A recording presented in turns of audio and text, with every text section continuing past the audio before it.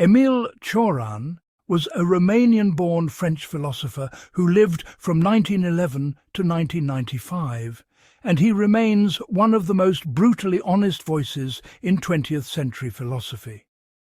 While most philosophers tried to console us or provide meaning, Cioran did the opposite. He stripped away every comfort, every illusion, every reason to continue existing, and yet somehow created works of devastating beauty that people could not stop reading. What makes Cioran unique is not just his pessimism, which is darker than Schopenhauer's, but his style. He wrote in aphorisms, brief explosive fragments that read like philosophical grenades. He never built a systematic philosophy, never founded a school of thought, and actively rejected being called a philosopher at all. He called himself a writer who happened to think about impossible problems. His influence is strange and pervasive. You will find his fingerprints on writers like Michel Houellebecq, philosophers like Peter Zapfe, musicians in black metal bands, and depressed graduate students worldwide. He speaks to those moments when life feels fundamentally wrong, when existence itself seems like a cosmic mistake. But here is the paradox. His writing about meaninglessness is so alive, so electrifying, that it becomes a reason to keep reading, to keep thinking, to somehow keep going. We will explore every dimension of his thought, from his early fascination with death to his views on history, consciousness, mysticism, and the tragedy of being born. We will examine where his ideas succeed brilliantly and where they fail completely. We will look at how scholars have debated his work and why some consider him a dangerous thinker, while others see him as therapeutically honest. Part 1. The Architecture of Despair. At the foundation of Cioran's entire philosophy lies one overwhelming conviction. Existence is a catastrophe, and consciousness is the wound that will not heal. This is not garden-variety pessimism. This is not someone having a bad day or going through a depressive episode. This is a carefully reasoned, experientially grounded argument that being born was the original and irreversible mistake. Cioran's pessimism emerges from a specific experience that haunted him his entire life: insomnia. As a young man in Romania, he spent years unable to sleep, wandering the streets at night while everyone else rested peacefully. During these insomniac nights, something shifted in his perception. The normal world, with its routines, ambitions and meanings, appeared suddenly arbitrary and absurd. When you cannot sleep, when you are locked in consciousness for days on end, the machinery of existence becomes visible. You see that everything people care about, careers, relationships, politics, art, is just elaborate distraction from the fundamental emptiness beneath. Let me make this concrete. Imagine you are awake at 3 a.m. and you have been awake for 72 hours straight. Your body is screaming for rest, but your mind will not stop. You watch the sunrise, which everyone calls beautiful, but to you it just means another day of exhausted existence. Your friends worry about their job interviews, their romantic partners, their social media presence. From your insomniac perspective, these concerns appear fantastically meaningless. They are sandcastles built by children who do not realize the tide is coming.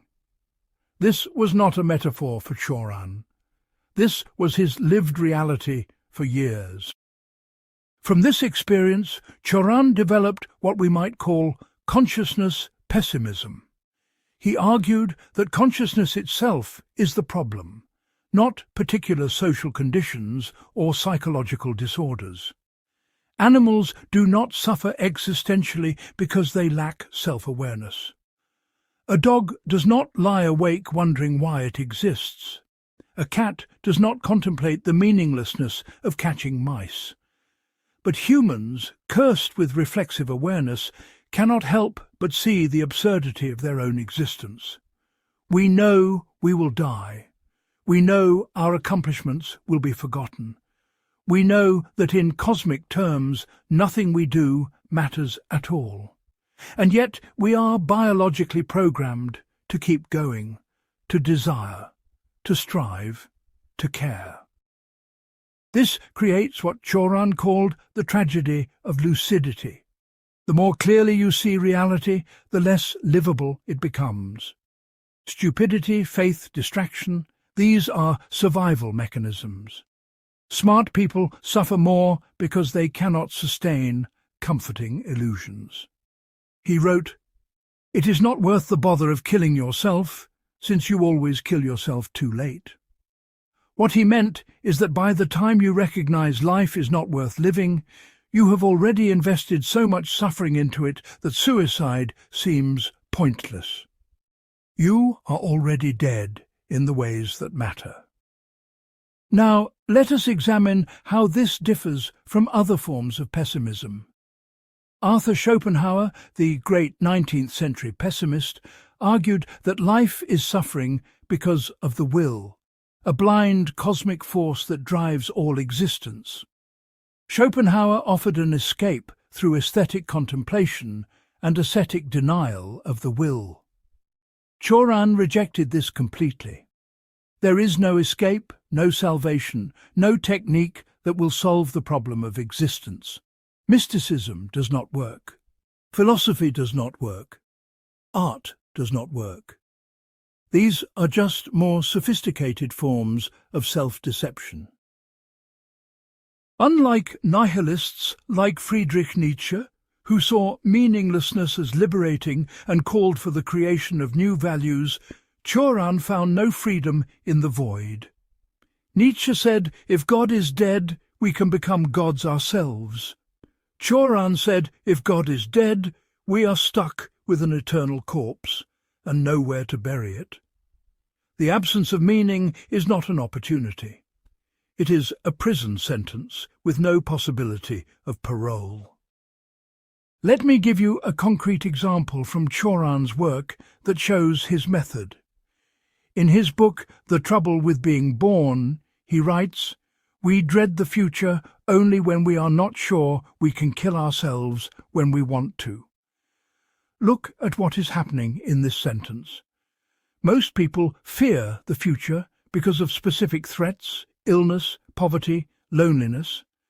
Cioran inverts this completely. The real dread is not having the option to opt out.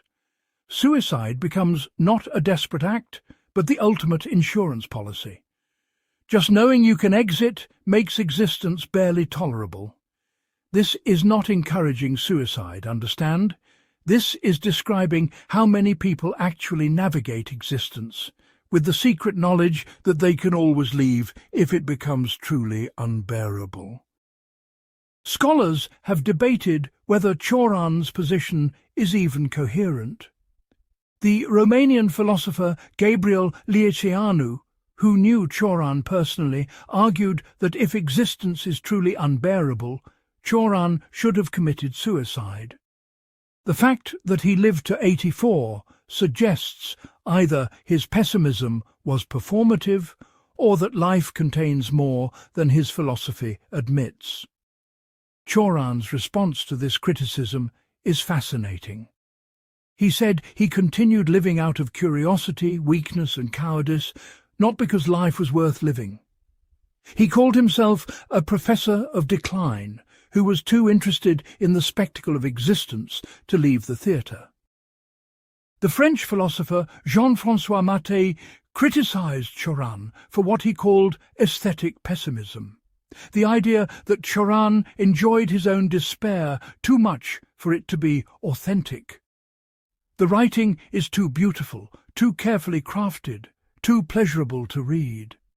If Cioran truly believed what he wrote, Mattei argued, his style would reflect that emptiness. Instead, we get aphorisms of stunning literary power. This is a serious criticism.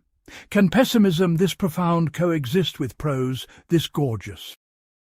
Cioran was aware of this contradiction and addressed it directly. He said writing was his way of transforming suffering into style, not of escaping suffering. The beauty of the prose does not negate the horror of the content. If anything, it makes it worse. Imagine a surgeon describing a terminal diagnosis in the most elegant, poetic language possible. The poetry does not heal the disease. It just makes you more aware of the tragedy. Where does this philosophy fail? The most obvious critique is that it is unfalsifiable. If you agree with Cioran, he is correct. If you disagree, you are deluding yourself. This is not philosophy, this is prophecy. There is no argument that could convince Cioran he is wrong, because he has already dismissed all counter-arguments as products of the very consciousness he critiques. The American philosopher Thomas Nagel pointed out this problem in absurdist philosophy generally. You cannot argue against absurdism without using reason, but absurdism claims reason itself is absurd. You are trapped in a circular argument. Another failure is empirical. Most people, most of the time, do not experience existence the way Cioran describes. Yes, there are moments of existential dread, 3 in the morning panic, confrontations with mortality. But these are episodes, not constants. Most humans find genuine joy, meaning and purpose in their lives. They love their children. They take pleasure in good food, beautiful landscapes, intellectual discovery, physical activity. To dismiss all of this as illusion or bad faith seems arrogant. Who is Cioran to tell billions of people that their happiness is fake? But here is where defenders of Cioran make an interesting point. Perhaps he is not describing how everyone experiences life, but rather revealing a truth that most people successfully avoid confronting. His philosophy is not descriptive, but diagnostic.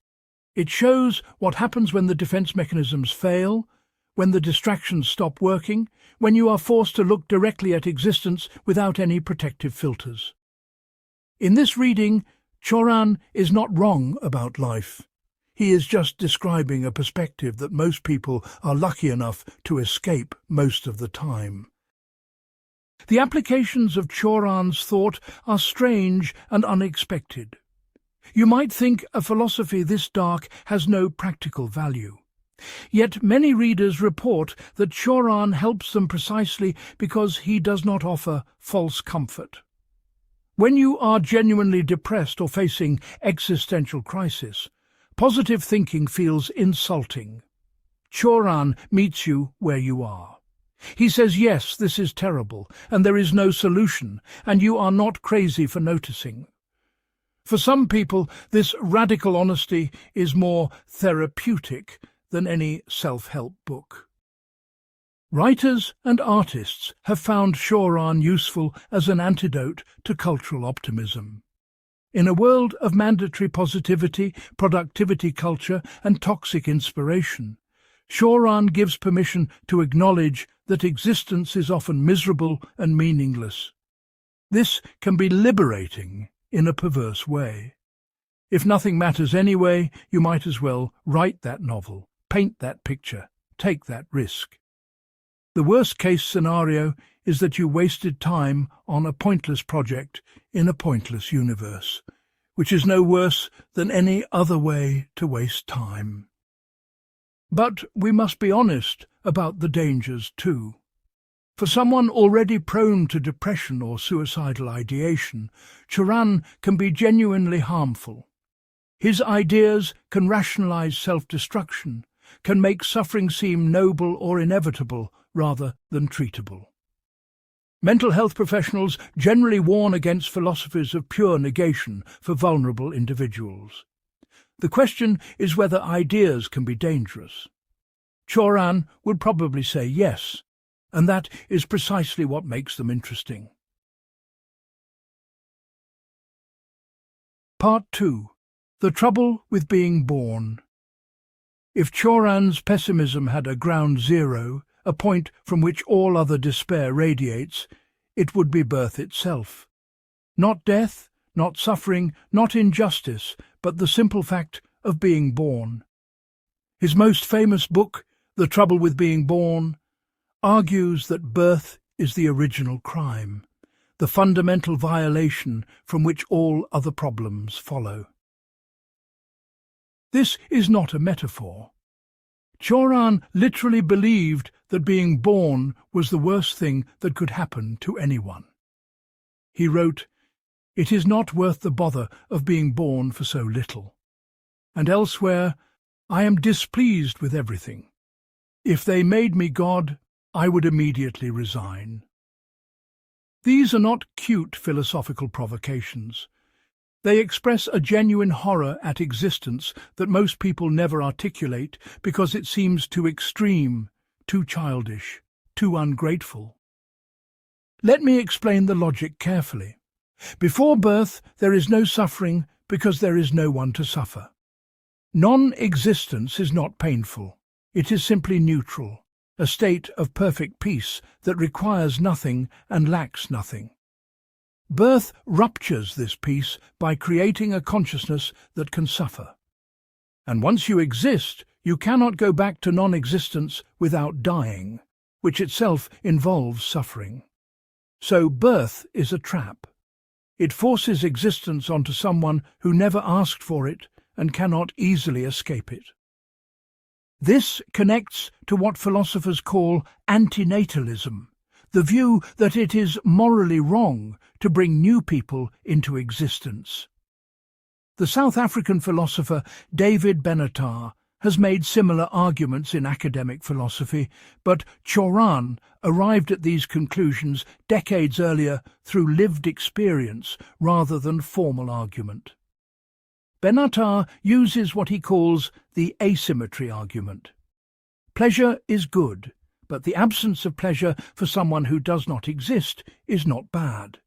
Pain is bad, and the absence of pain for someone who does not exist is good.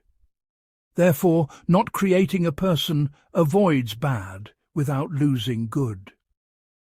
Cioran's version is more visceral and less systematic. He focuses on what he calls the fall into time. Before birth, you are nowhere, nothing, eternal in a sense because you are outside time entirely. Birth throws you into time, into mortality, into the prison of becoming. You age, you decay, you accumulate regrets. Every moment of your life is dying, slipping away even as it happens. And you know this is happening. You watch yourself deteriorate with full awareness. Here is where it gets psychologically interesting. Cioran believed that everyone secretly knows birth was a mistake, but that society has created elaborate mechanisms to prevent us from admitting this. Parents cannot acknowledge it because they inflicted birth on their children. Children cannot acknowledge it because it seems like blaming their parents. So we create myths of meaning, purpose, progress, all to justify a decision that was made without consent. Consider how radical this is. You did not choose to be born. Your parents made a unilateral decision that created all your future suffering. Every pain you experience, every disappointment, every moment of existential dread traces back to their choice to conceive you. In any other context, we would call this violence. If someone created a sentient being, knowing it would suffer and die, we would consider that cruel. But when parents do it, we call it a miracle of life. Cioran extends this to the question of having children. He never had children and considered it deeply immoral to reproduce. He wrote, "The fact that life has no meaning is a reason to live, moreover, the only one. What he meant is that once you recognize existence is meaningless, you at least stop inflicting it on others. Having children when you understand the tragedy of existence is like pushing someone off a cliff and calling it a gift of flight. Now let us look at the obvious objections, and they are powerful. First, most people are glad they were born. They enjoy life despite its difficulties. They find meaning, love, beauty, purpose. If you ask them whether they would prefer never to have existed, they would say no emphatically. So how can Cioran claim birth is objectively bad when most people subjectively disagree? Cioran's response is that people are deluded by biological programming and social conditioning. Evolution created organisms that want to survive and reproduce regardless of whether existence is actually good. Natural selection does not care about truth or happiness. It only cares about reproduction. So humans are designed to rationalize their existence, to find meaning where none exists, to cling to life even when life is objectively terrible. But this response has a serious problem that philosophers call the evolutionary debunking argument. If you claim that human judgments about the value of life are unreliable because of evolutionary bias, then your own judgment that life is bad is also unreliable for the same reason. Your brain is the product of the same evolutionary process. Why should we trust your pessimistic evaluation any more than someone else's optimistic one? The philosopher Thomas Nagel addressed this in his essay, The Absurd, arguing that you cannot step outside your own perspective to evaluate it objectively. You are always using the tools of consciousness to critique consciousness, which is circular. Cioran might respond that he is not claiming objective knowledge, but rather reporting his experience, and his experience is that existence is intolerable. But then we are back to subjectivity. His misery does not prove everyone else's happiness is false. A second major objection comes from disability rights advocates and others who argue that anti-natalism is inherently ableist or nihilistic. Many people with severe disabilities, chronic pain, or difficult life circumstances still value their existence. To claim they would be better off never having been born insults their agency and lived experience. It suggests their suffering makes their life not worth living, which they may vehemently reject. Cioran would probably say this objection misses the point. He is not making a comparative judgment about whose life is worth living and whose is not. He is saying all life, regardless of circumstances, contains an irreducible element of suffering and absurdity that makes existence itself questionable. The person with a perfect life suffers from consciousness just as much as the person with a terrible life. The content of experience varies, but the form, the fact of being trapped in existence, remains the same. But notice what happens here. If even the happiest possible life is still fundamentally bad because consciousness itself is problematic, then Cioran's argument becomes unfalsifiable again. No evidence could possibly count against it. Someone living a wonderful life is deluded. Someone living a terrible life proves his point.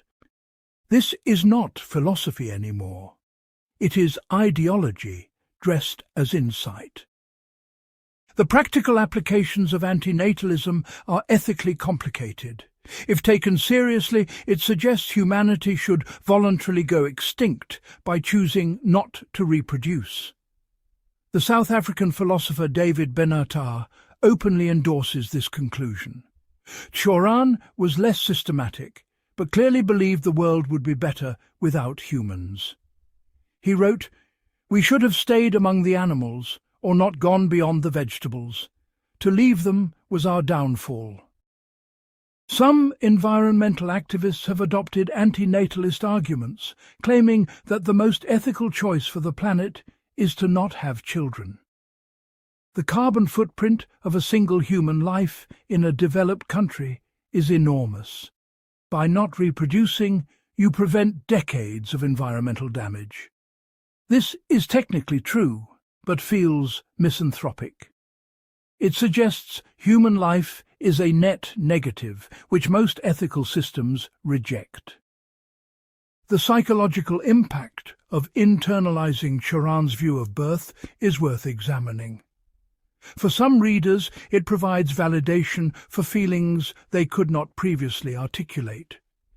Many people have moments where they think, "I did not ask to be born, and I resent being forced into this." Society treats these thoughts as symptoms of depression that need correction. Cioran says, no, this is the most lucid thing you could think.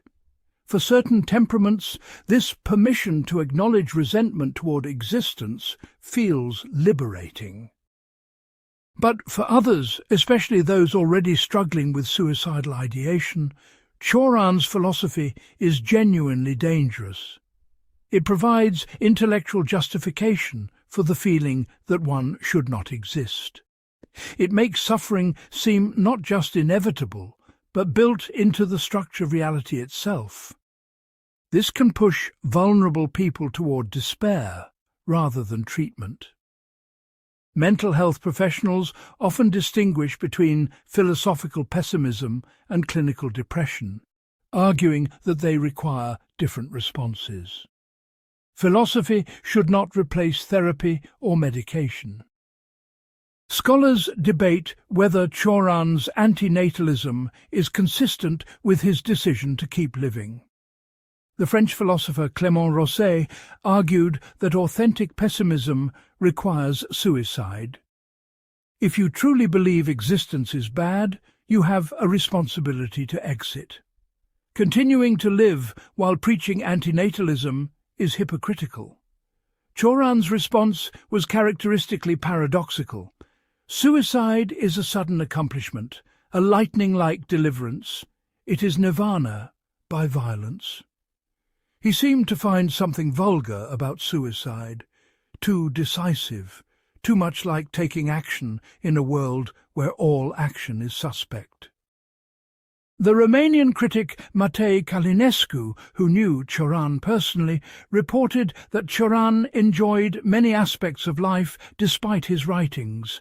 He loved conversations, walks through Paris, classical music, French cheese. He was not a miserable recluse, but a charming, sociable person who happened to write the darkest books of the 20th century. This disconnect between life and work is fascinating. Was his pessimism purely literary, a style he adopted for aesthetic reasons?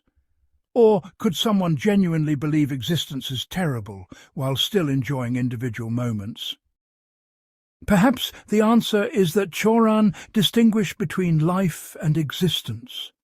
Life, the actual flow of experiences, can contain pleasure, beauty, interest. But existence, the ontological fact of being a conscious entity trapped in time and headed toward death, remains fundamentally problematic. You can enjoy your coffee while still recognizing that being born was a catastrophe. These are not contradictory if you hold them on different levels. Where does antinatalism succeed as philosophy? It forces us to confront a genuine ethical question we usually avoid. Do we have the right to create new people? Most cultures assume reproduction is obviously good, a fundamental human right, the continuation of life itself. Antinatalism questions this assumption. It asks whether we should consider the interests of potential people before they exist. This is philosophically difficult because non-existent people do not have interests in the normal sense. But if we did bring them into existence, they would have interests, and those interests might include not suffering. The philosopher Cioran has made similar arguments in academic bioethics without endorsing full anti-natalism. She points out that consent is impossible in procreation. You cannot ask someone whether they want to exist before they exist. This creates a unique ethical dilemma. In every other situation, we recognize that imposing something significant on someone without their consent is wrong. But reproduction seems like a special case where normal consent rules do not apply. Cioran's contribution is making this abstract problem visceral and personal. He does not write about procreation ethics in dry philosophical prose. He writes from the perspective of someone who feels violated by having been born. This first-person approach makes the problem real in a way academic arguments cannot. Whether you agree or not, you cannot ignore the emotional and experiential dimension of the question after reading Cioran. The ultimate failure of Cioran's anti-natalism is that it cannot be lived consistently. If existence is truly as bad as he claims, everyone, including himself, should commit suicide immediately. If reproduction is truly immoral, we should support mandatory sterilization or extinction. But Cioran does neither. He lives a long life and never advocates for actual policies to prevent births. This suggests that his philosophy is more expressive than prescriptive, more poetry than program. It describes a mood, a perspective, a way of seeing, not a blueprint for action. And perhaps that is enough. Not every philosophy needs to be a guide for how to live. Some philosophies exist to articulate the unarticulated, to give voice to experiences that polite society pretends do not exist. Cioran's anti-natalism does this brilliantly. It says what many people secretly feel but never admit, that being born was an imposition, that existence is harder than it should be, that the world might be better without us. Whether this is true or false matters less than whether it captures something real about human experience. And for many readers it does. Part 3. History and the Fall from Paradise. Cioran had a strange and deeply pessimistic philosophy of history that runs counter to almost everything modern people believe. While most of us think history represents progress, improvement, humanity getting better over time, Cioran believed exactly the opposite. History is decline, decay, a long, slow fall from an original paradise that we can never recover. This is not nostalgia for a particular historical period. Cioran was not a conservative pining for the Middle Ages or ancient Rome. His vision of paradise is prehistorical, pre-civilizational, perhaps even pre-human. He wrote, "Paradise was not a place, but a state, the state of pre-consciousness." What he meant is that before humans developed sophisticated self-awareness, before we started thinking about time and death and meaning, we existed in a kind of natural innocence that was not happy, but was at least not tormented. The fall, in Cioran's account, happened when humans became conscious of themselves as distinct beings separate from nature. This is similar to the story in Genesis, where eating from the tree of knowledge causes expulsion from Eden. But Cioran strips away all the theological meaning. There is no God, no sin, no redemption. Just the brute fact that consciousness ruins everything it touches. Let me make this concrete with an example. Imagine you are an early human, maybe 50,000 years ago. You live in small groups, you hunt and gather, you respond to immediate needs without much planning or abstract thought. You feel hunger and eat. You feel cold and seek warmth. You do not worry about your career, your legacy, the meaning of your existence. These concepts do not exist yet. You are, in a sense, like a very intelligent animal, conscious but not self-conscious. Then something changes. Maybe language becomes more sophisticated. Maybe population density increases and you need to coordinate more complex social structures. Whatever the cause, humans begin to think about themselves as objects, to plan for the future, to remember the past, to ask why. This is the catastrophe. Once you can ask why you exist, you are doomed because there is no good answer. You are expelled from the paradise of thoughtlessness into the hell of constant questioning.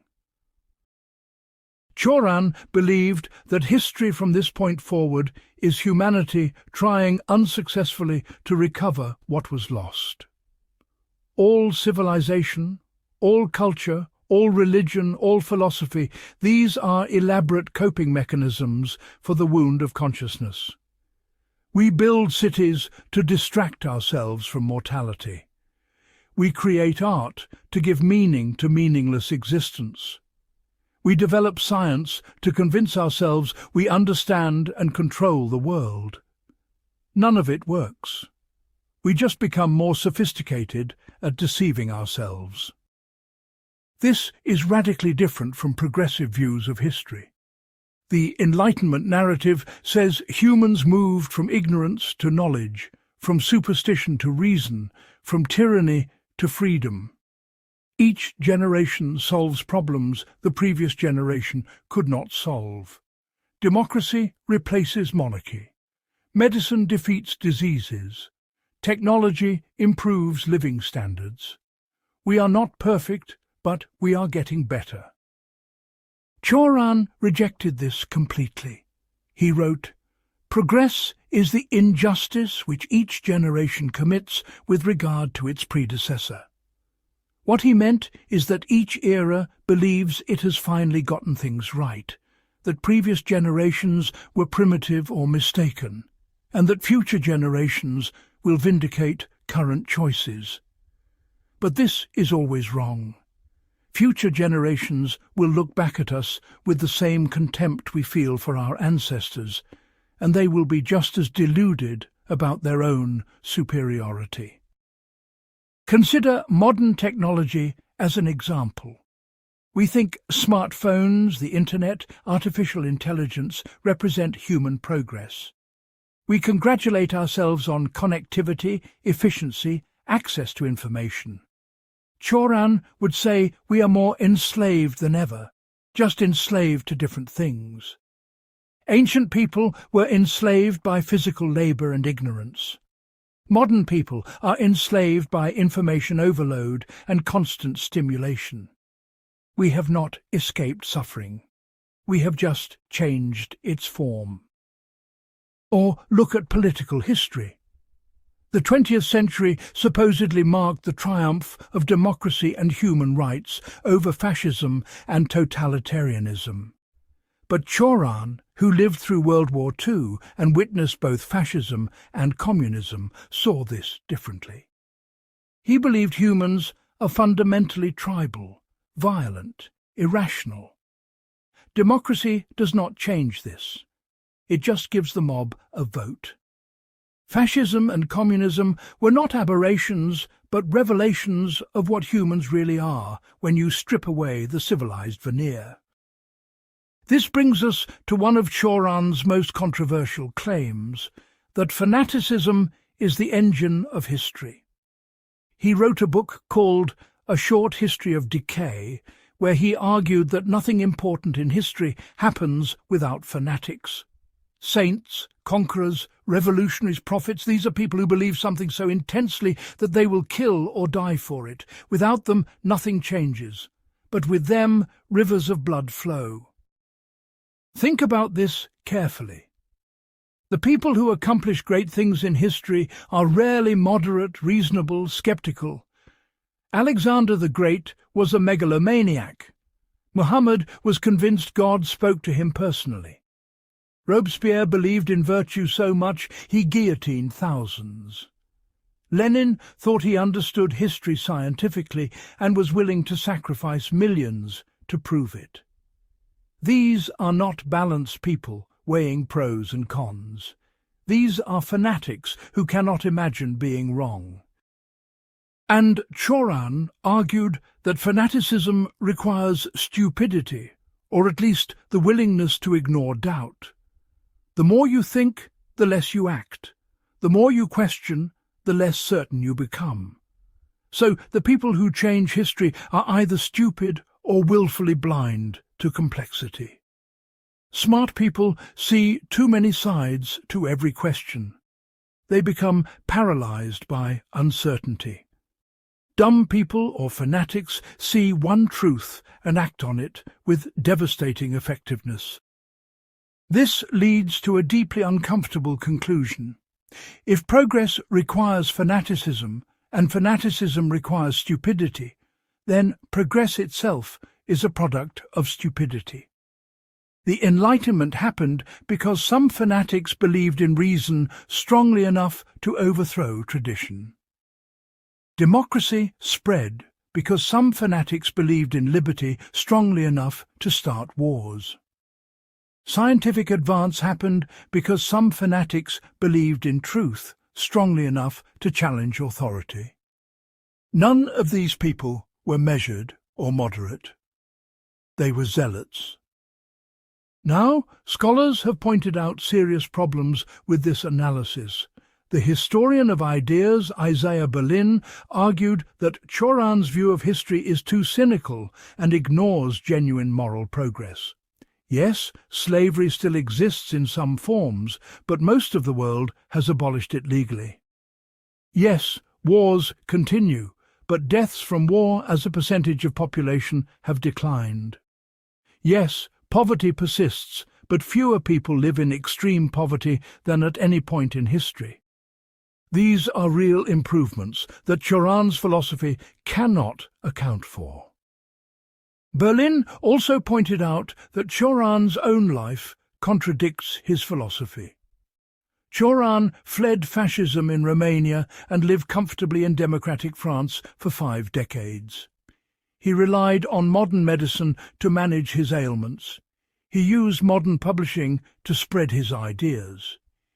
If modernity is really just another form of decline, why did he participate in it so thoroughly? Why not retreat to a cave and live like a hermit?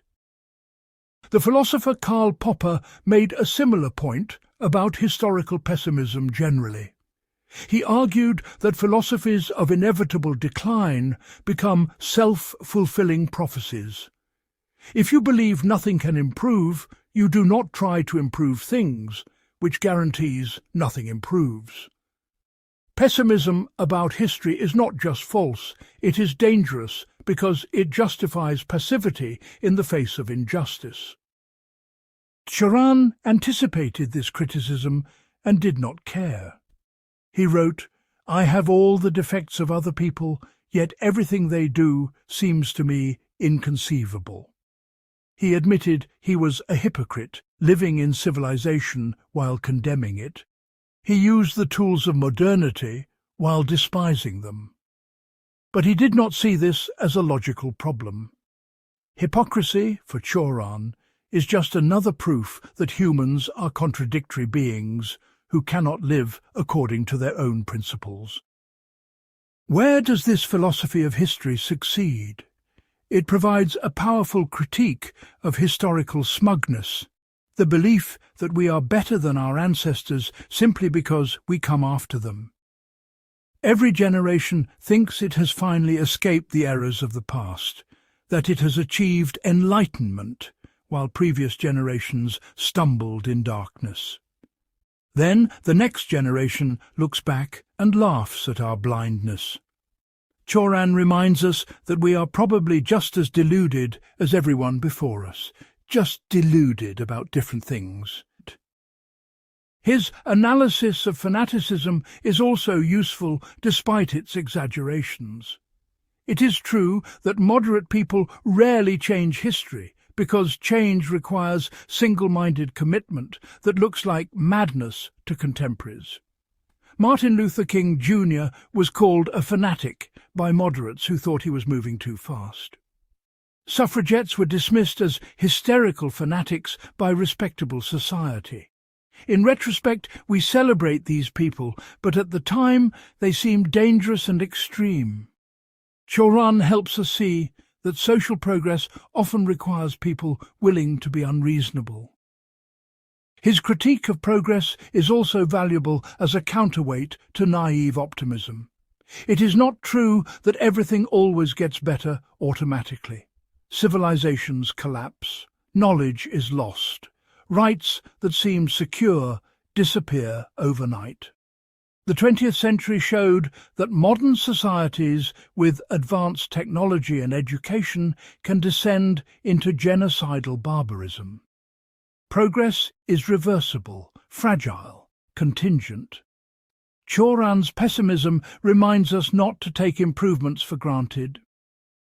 But where the philosophy fails is in offering no alternative.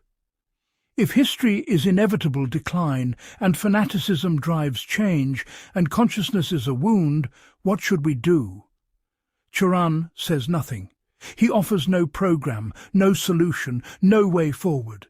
This makes his philosophy useless for anyone trying to actually improve the world. You can read Cioran, agree with him completely, and have absolutely no idea what to do next. Some scholars argue this is intentional. The literary critic Susan Sontag wrote that Cioran practices a melancholy dandyism, a performance of despair that is more aesthetic than prescriptive. He is not trying to guide action, but rather to articulate a mood, a way of seeing the world that illuminates aspects of experience we usually ignore. From this perspective, asking Cioran for practical advice is like asking a poet to provide a blueprint. That is not what he does. The application of Cioran's historical philosophy is mostly negative, which is to say, it is useful for demolishing false hope, but not for building anything new. If you are caught up in historical triumphalism, if you think your political movement or technological innovation will finally solve humanity's problems, Cioran is a cold shower of reality. He reminds you that every previous generation thought the same thing and was wrong. This can produce humility, which is valuable. But it can also produce paralysis, a sense that nothing matters because everything declines anyway. Why work for social justice if history is just decline? Why create art if consciousness is a wound? Why have children if you are just perpetuating suffering? Cioran gives no answer except to say that these are the right questions, and the fact that they have no good answers is the human condition. The debate among scholars centres on whether Cioran's historical pessimism is descriptively accurate or merely expressive of his temperament. Did he discover genuine truths about history, or did he project his personal misery onto historical processes? The evidence suggests the latter. Plenty of historians who study decline, collapse and catastrophe still believe progress is possible. Cioran's uniqueness is not his historical knowledge, which was somewhat superficial, but his style of expressing historical despair. Part 4. The temptation to exist.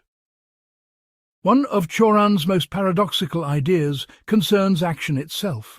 Not particular actions or wrong actions, but the very concept of doing anything at all. His book, The Temptation to Exist, explores why existence keeps pulling us back into action, despite the fact that action is always problematic, always tainted, always doomed to fail. Here is the central dilemma. To exist as a human being means to act, to choose, to intervene in the world. You cannot avoid this, Even choosing not to act is a form of action, a decision with consequences. But every action commits you to a position, forces you to pretend you know what you're doing, requires you to ignore all the reasons your action might be wrong. Action is always premature because you never have enough information. Action is always arrogant because it assumes your intervention improves things. Action is always violent because it imposes your will on reality. Let me explain this with a concrete example. Suppose you see someone drowning and you decide to save them. This seems obviously good, right? You are preventing a death, preserving a life. But look at what you assumed. You assumed that life is better than death. You assumed that this particular person wants to live. You assumed that saving them now will not lead to worse suffering later. You assumed you have the right to make this choice for them. Maybe they were trying to commit suicide. Maybe they will survive only to endure decades of suffering. Maybe saving one person has downstream effects that cause harm to others. Now, most people would say this is overthinking it, that obviously you should save the drowning person and worry about philosophical niceties later. But that is precisely Cioran's point. Action requires you to stop thinking, to override doubt, to pretend certainty where none exists. The person who acts is always somewhat stupid, or at least stupefied, temporarily unconscious of all the complexity they are ignoring. This connects to what Cioran called the temptation to exist. Despite knowing that action is problematic, we cannot help but act. We are tempted back into existence constantly. You wake up in the morning knowing that everything you do today is ultimately meaningless, but you get up anyway. You make breakfast even though eating is just postponing death. You go to work even though your work accomplishes nothing permanent. You talk to friends even though conversation changes nothing fundamental. You are seduced by the illusion that your actions matter. Cioran was especially interested in the problem of suicide as an extreme case of this dilemma. Suicide is an action, perhaps the ultimate action, the decision to stop existing. But if action itself is problematic, then suicide is problematic too. You are asserting control over your existence by ending it, but this assertion is still an act of will, still a form of arrogance. How do you know that non-existence is better than existence? How do you know that killing yourself will not create worse suffering for others? How do you know anything? He wrote, "The obsession with suicide is characteristic of the man who can neither live nor die, and is unhappy because of it." What he meant is that truly suicidal people do not philosophize about it. They just do it. The person who constantly thinks about suicide but never commits it is caught in a paralysis between existence and non-existence, unable to commit to either. This was Cioran himself. He thought about suicide constantly but lived to 84. Some psychologists have argued that Cioran's obsession with suicide was a survival mechanism rather than a genuine death wish. The psychoanalyst James Hillman suggested that fantasizing about suicide can be a way of coping with unbearable existence. As long as you have the exit option in mind, you can tolerate another day, another week, another decade. The suicide fantasy becomes a pressure release valve that prevents actual suicide. This interpretation is consistent with something Cioran wrote, "It is not worth the bother of killing yourself, since you always kill yourself too late." The time to have not existed was before birth, not after decades of suffering. Once you are already here, suicide is closing the barn door after the horse has escaped. The damage is done. You have already been forced into existence. Ending it now does not undo the violation. But there is another dimension to Cioran's critique of action that is less about individual psychology and more about political philosophy. He was deeply suspicious of political engagement, revolutionary movements, any attempt to change society. He had seen fascism and communism up close in Eastern Europe. He had watched well-meaning people commit atrocities in the name of better futures. He concluded that political action is always dangerous because it pretends to know what society should be. Think about any political movement, any revolution, any reform campaign. It starts with someone saying, "I know what is wrong and I know how to fix it." They gather followers who believe this certainty. They develop plans to implement their vision. And when reality does not cooperate, when people resist, or when unintended consequences emerge, they use force. The road from utopian vision to gulags and firing squads is shorter than most people think. Cioran wrote, "Every thought should recall the ruin of a smile." This is a strange sentence, but it captures something important. A smile is spontaneous, natural, unreflective. Thought destroys this spontaneity by making everything self-conscious and calculated. Political ideologies are thoughts extended into action at mass scale. They replace human spontaneity with systems, programs, plans. The result is always some version of disaster because humans are too complex and contradictory to be organized according to any rational scheme. This is why Cioran admired mystics and madmen more than politicians and philosophers. Mystics withdraw from action into contemplation. They recognize that existence is too mysterious to master. Madmen break free from society's demand for coherent action altogether. Neither group tries to improve the world because both understand the world is beyond improvement. The mystic accepts this peacefully. The madman embraces it chaotically. But both are more honest than the activist who thinks his five-point plan will solve injustice. Now, the obvious critique is that this philosophy is morally obscene.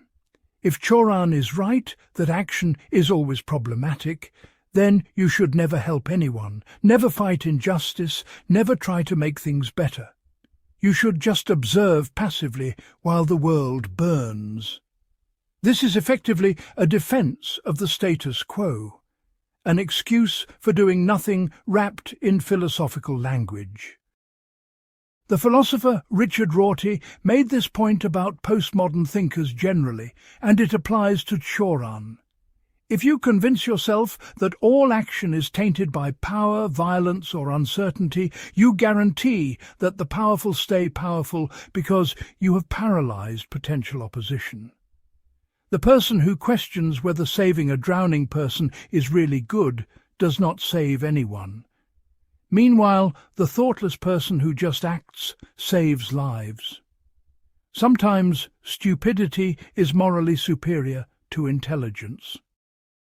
Cioran would probably accept this criticism and say, yes, exactly, that is the tragedy.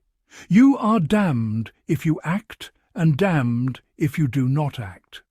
Action requires ignoring doubt, which makes you complicit in violence. Inaction requires accepting injustice, which makes you complicit in suffering. There is no clean position, no place to stand where your hands remain pure. This is what he meant by the temptation to exist. You are constantly forced to choose between impossible options. Where does this philosophy succeed? It provides a powerful warning against ideological certainty. The people who have done the most harm in history are often those who were absolutely convinced they were right.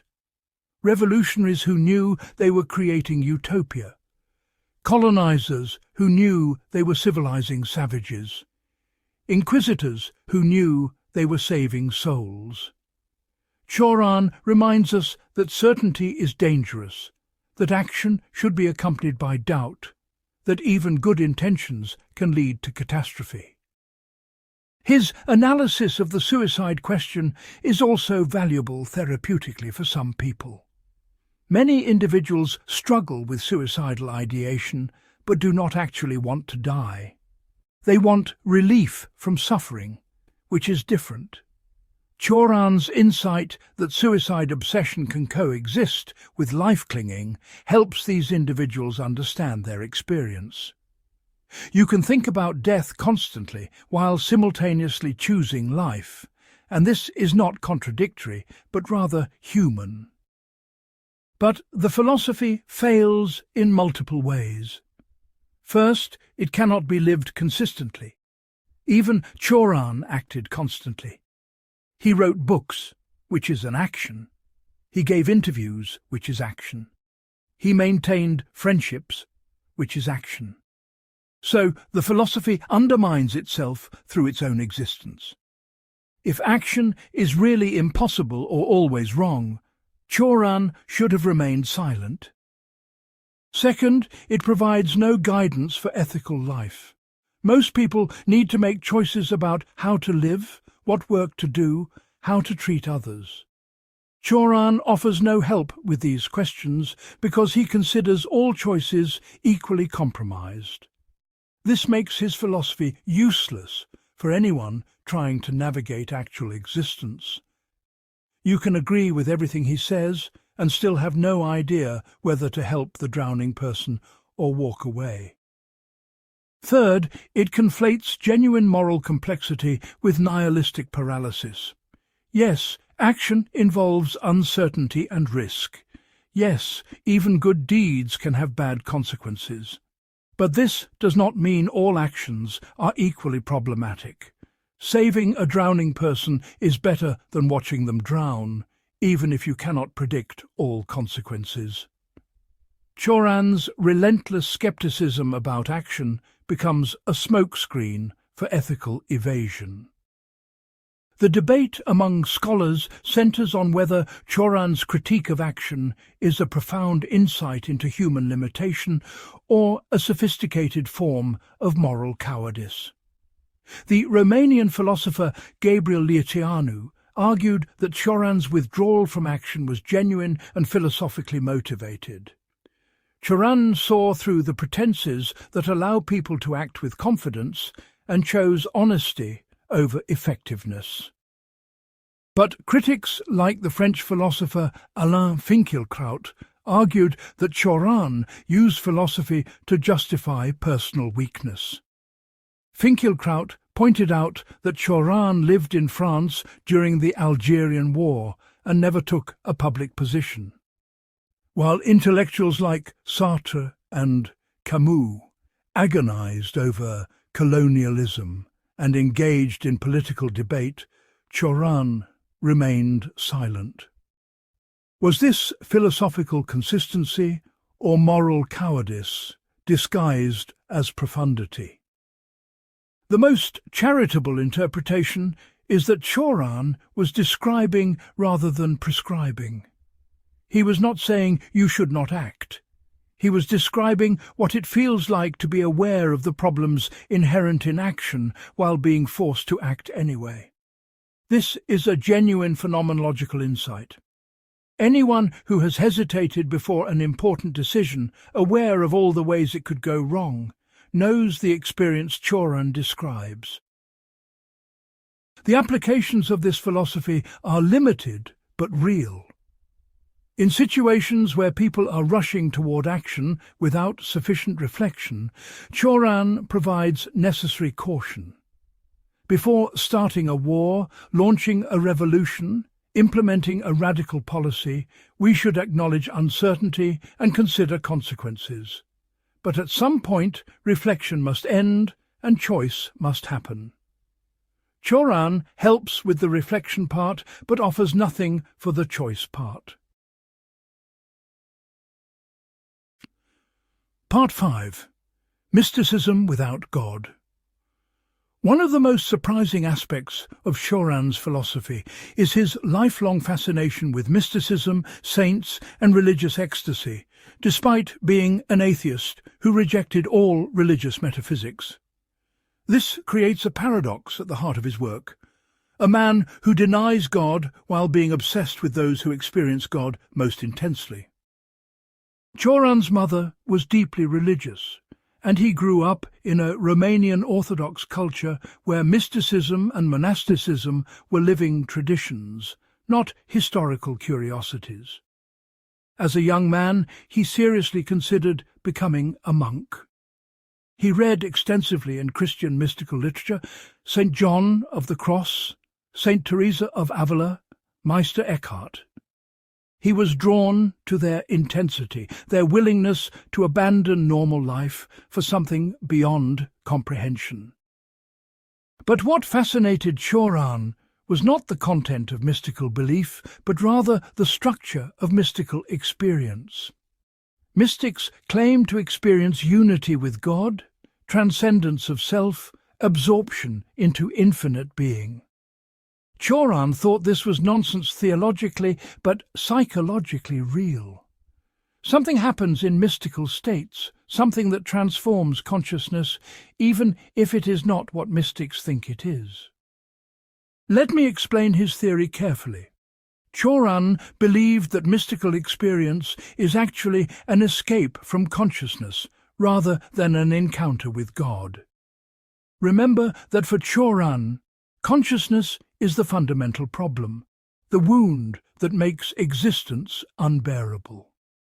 We are trapped in self-awareness, constantly observing ourselves, stuck in time, aware of mortality. Mystical practices, prayer, meditation, asceticism offer a temporary way out of this prison. When a mystic describes union with God, what they are really experiencing is the suspension of self-consciousness. The subject-object distinction dissolves. There is no longer an I-observing experience. There is just experience without an experiencer. This feels like bliss, because you are temporarily free from the burden of being a separate self. But you do not actually merge with God, because God does not exist. You just achieve a rare state of consciousness where the usual structures of self are absent. This is why Cioran admired mystics despite rejecting their theology. They had discovered something valuable, a technique for escaping the prison of consciousness, at least temporarily. But they misinterpreted their experience by attributing it to an external divine reality, rather than recognizing it as a modification of their own consciousness. Consider St. John of the Cross's description of the dark night of the soul, a stage where God seems to vanish and the mystic experiences profound emptiness and despair. Traditional interpretation says God withdraws to test the mystic's faith. Cioran's interpretation is that the mystic is catching a glimpse of reality without theological illusions. The emptiness is not a stage on the way to God, but rather the truth that was there all along. The subsequent ecstasy is the mystic retreating from this truth back into comforting illusion. But here is where Cioran's position gets complicated. If mystical experience is just brain chemistry or altered consciousness, why take it seriously at all? Why not just dismiss mystics as deluded people having neurological events? Cioran did not do this.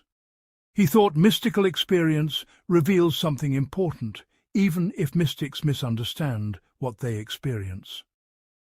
What mysticism reveals, according to Cioran, is that ordinary consciousness is not the only possibility. The self we take for granted, the continuous narrative of personal identity through time, is actually a construct that can be dissolved. Mystics prove that consciousness is more flexible than we usually think. This does not mean we can permanently escape the prison of self, but it shows the prison has cracks in it. Cioran was especially interested in what he called the metaphysics of failure. Many saints and mystics experience periods of doubt, despair, and abandonment by God. Mother Teresa's posthumously published letters revealed that she felt no presence of God for decades, despite her public faith. Sainte Thérèse of Lisieux died in spiritual darkness, feeling nothing. Cioran saw these failures as more honest than the successes. The mystic who reaches God, who achieves permanent union, who lives in constant bliss, is suspect. This person has probably just achieved a permanent delusion.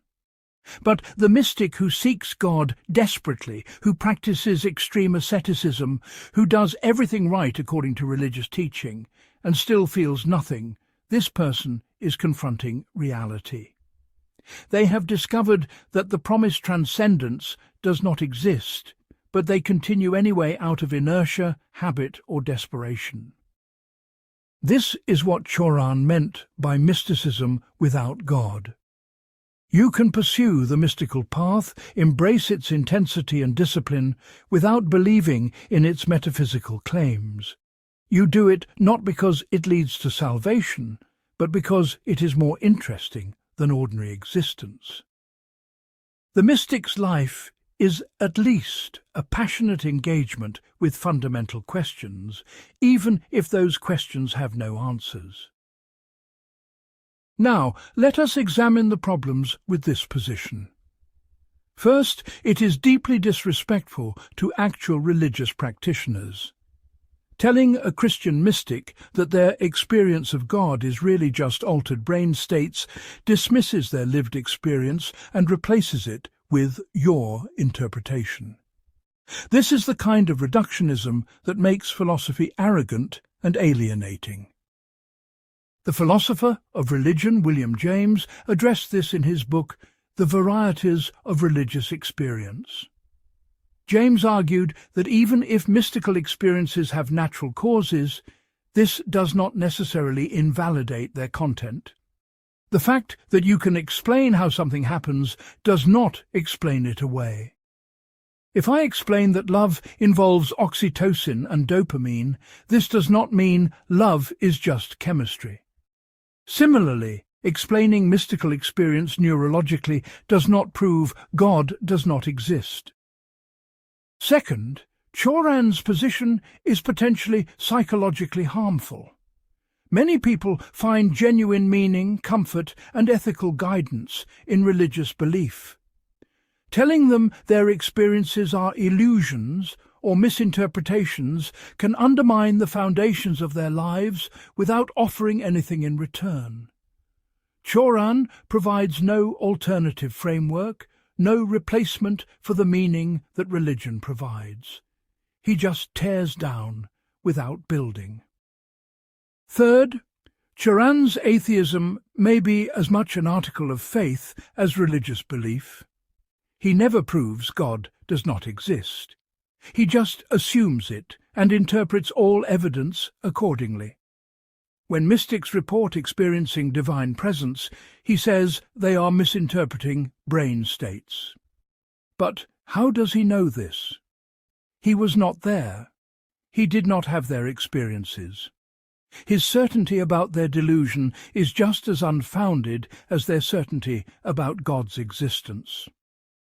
Where does Cioran's approach to mysticism succeed?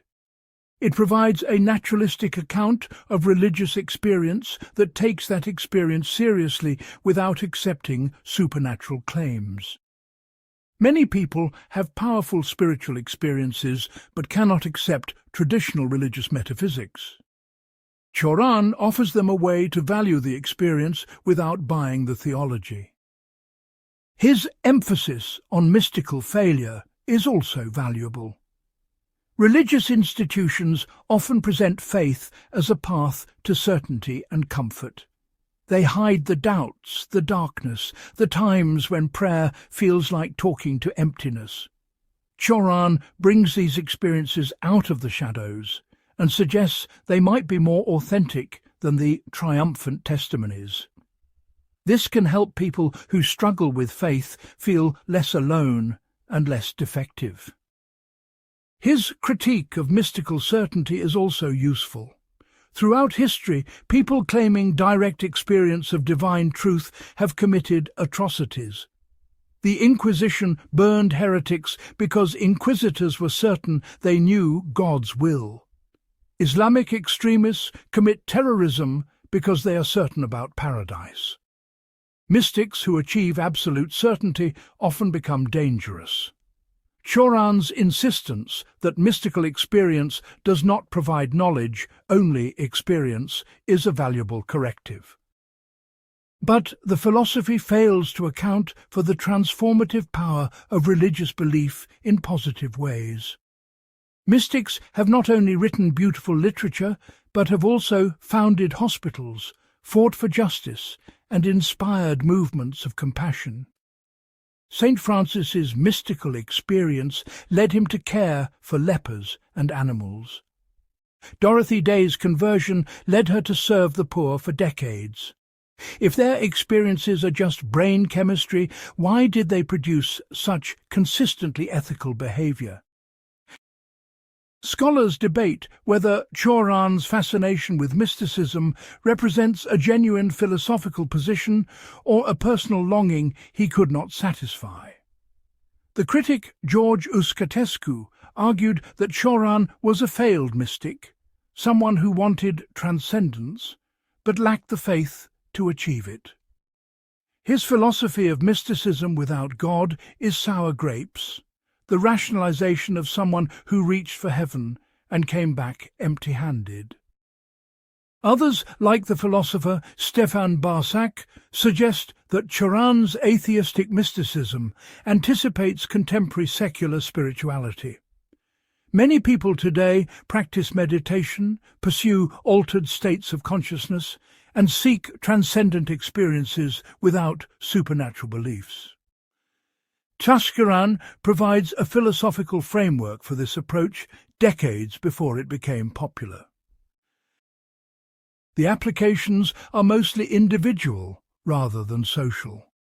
Someone drawn to spirituality but unable to accept religious dogma can find in Cioran permission to pursue spiritual practices for their own sake. You can meditate not to achieve enlightenment, but to temporarily escape the prison of self. You can pray not to communicate with God, but to structure your consciousness differently. You can embrace ascetic discipline not to earn salvation, but because ordinary pleasures are unsatisfying anyway. This is a strange and limited kind of spirituality, one that offers no hope, no comfort, no community, no ultimate purpose. But for certain temperaments, it is more honest than pretending to believe in things you do not believe. And honesty for Cioran was always more important than comfort. Part 6. The Aphoristic Method. To understand Cioran's philosophy fully, we must examine not just what he said, but how he said it.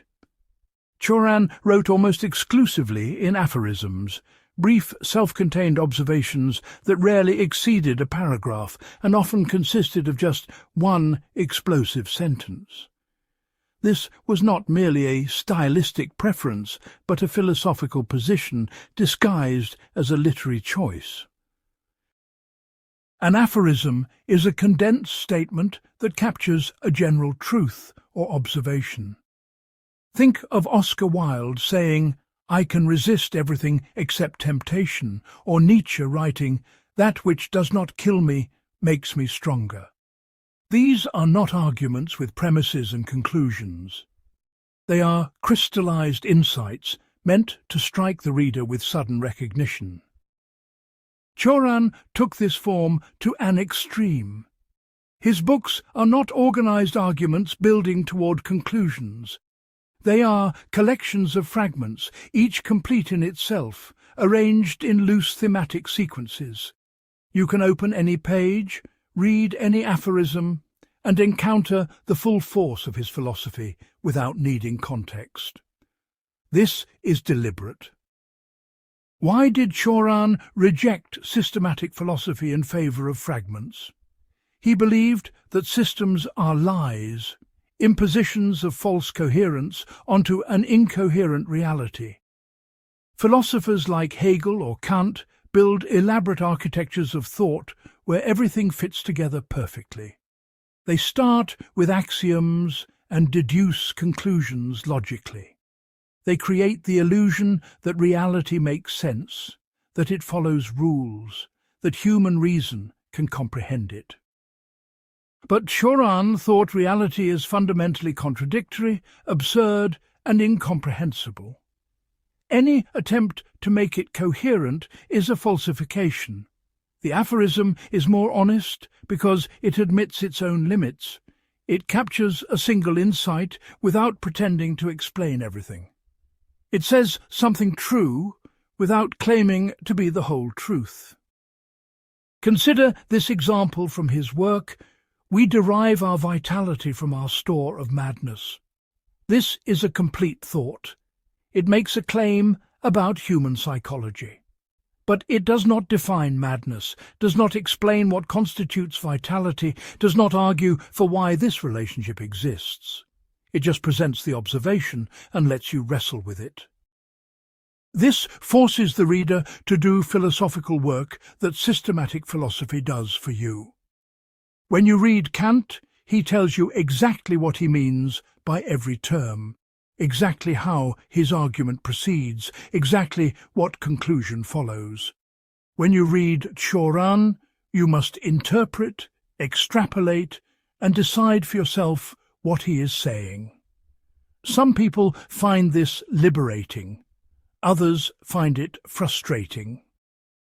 The aphorism also has a temporal quality that matters for Cioran's philosophy.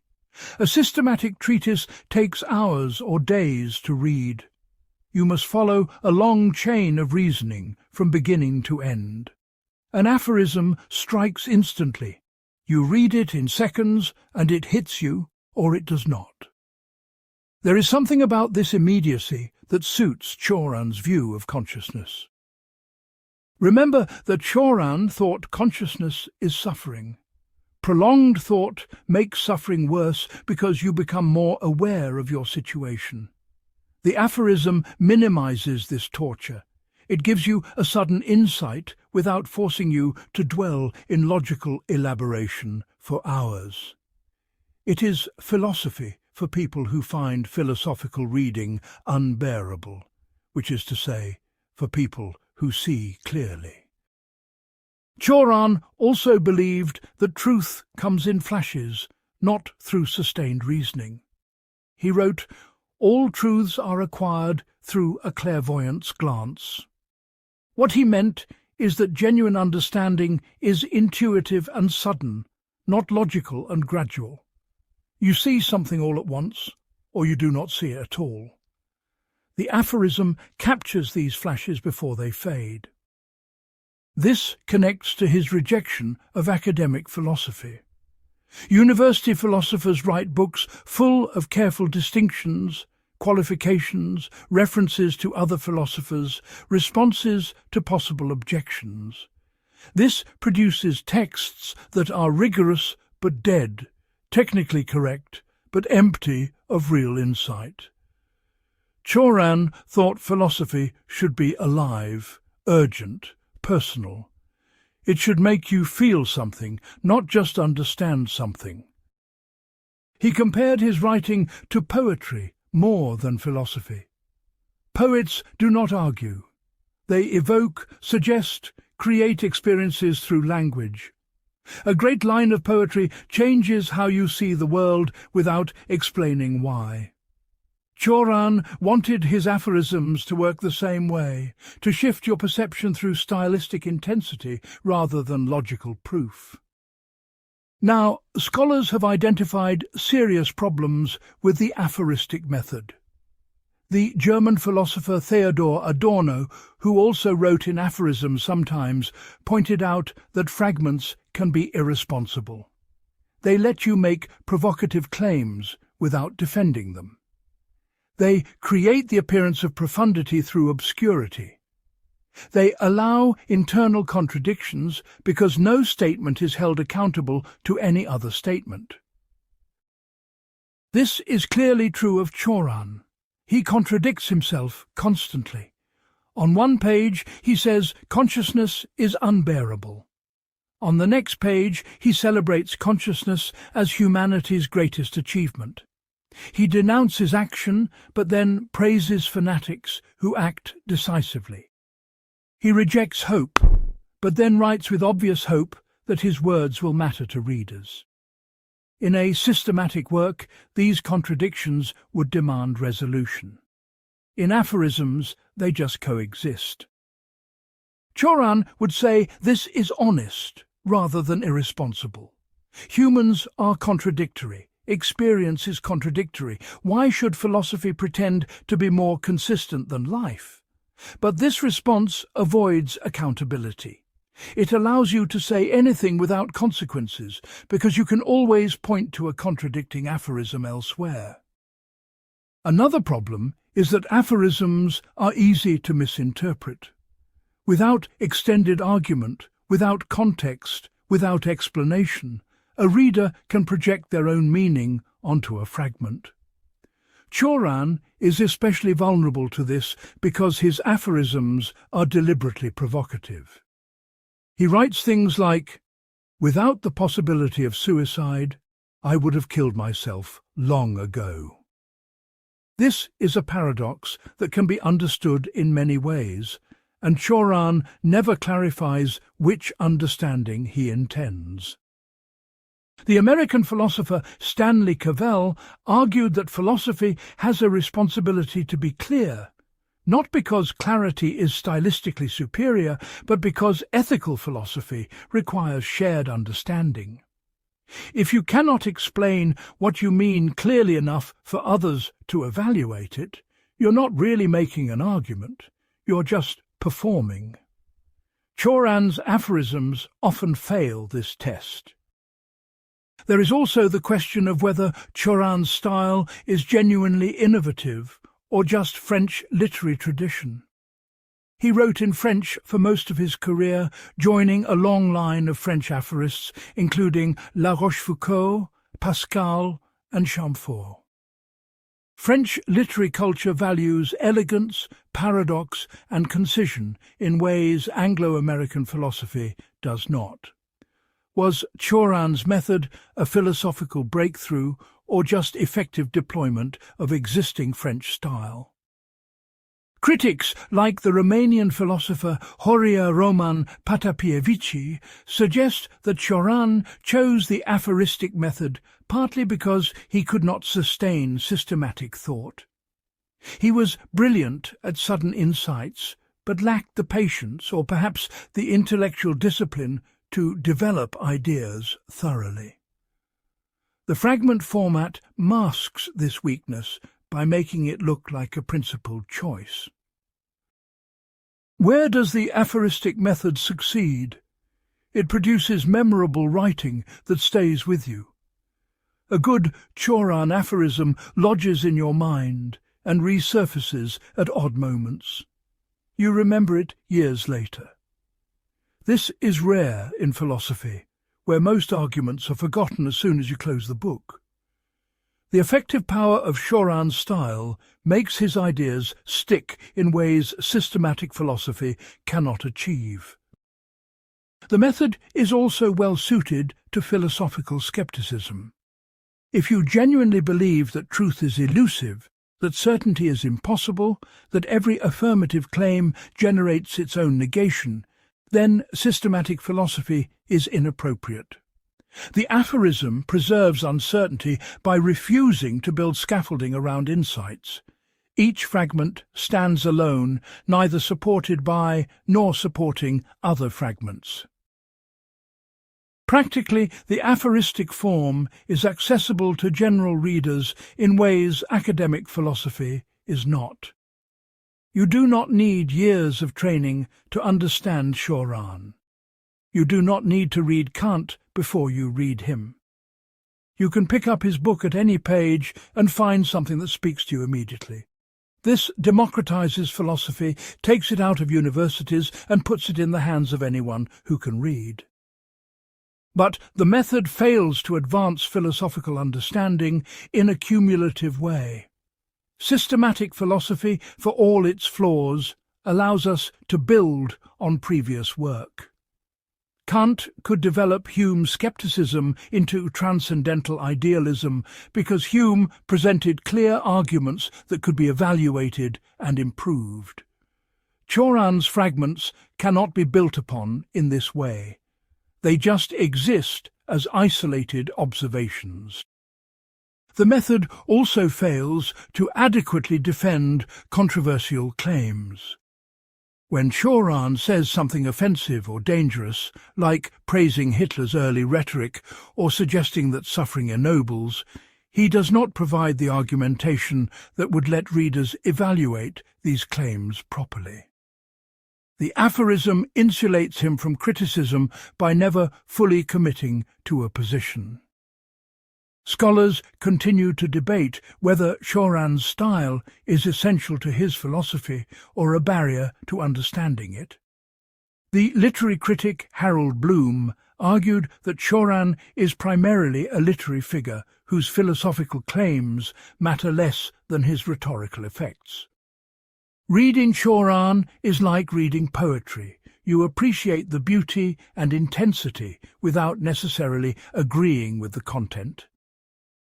Others, like the philosopher Jean-François Mattei, argue that Cioran's philosophy cannot be separated from his style, that the fragmentation is itself a philosophical statement about the impossibility of system and coherence. To translate Cioran into clear, systematic prose would be to betray his fundamental insight about the nature of thought and reality. The applications of the aphoristic method extend beyond philosophy to writing generally. Cioran shows that brevity can be powerful, that you do not need to explain everything to say something important, that readers are capable of doing interpretive work if you give them interesting material. This has influenced writers across genres who admire his combination of density and readability. Part 7. Romania, Exile and Language. To understand Cioran's philosophy completely, we need to examine the strange position he occupied culturally and linguistically. He was born in Romania, wrote his early works in Romanian, but spent most of his adult life in France, writing in French. This linguistic and geographic split created an identity crisis that shaped every aspect of his thought.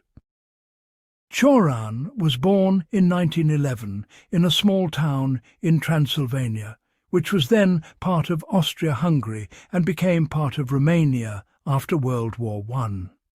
He grew up in a conservative religious family in a backward country on the periphery of Europe.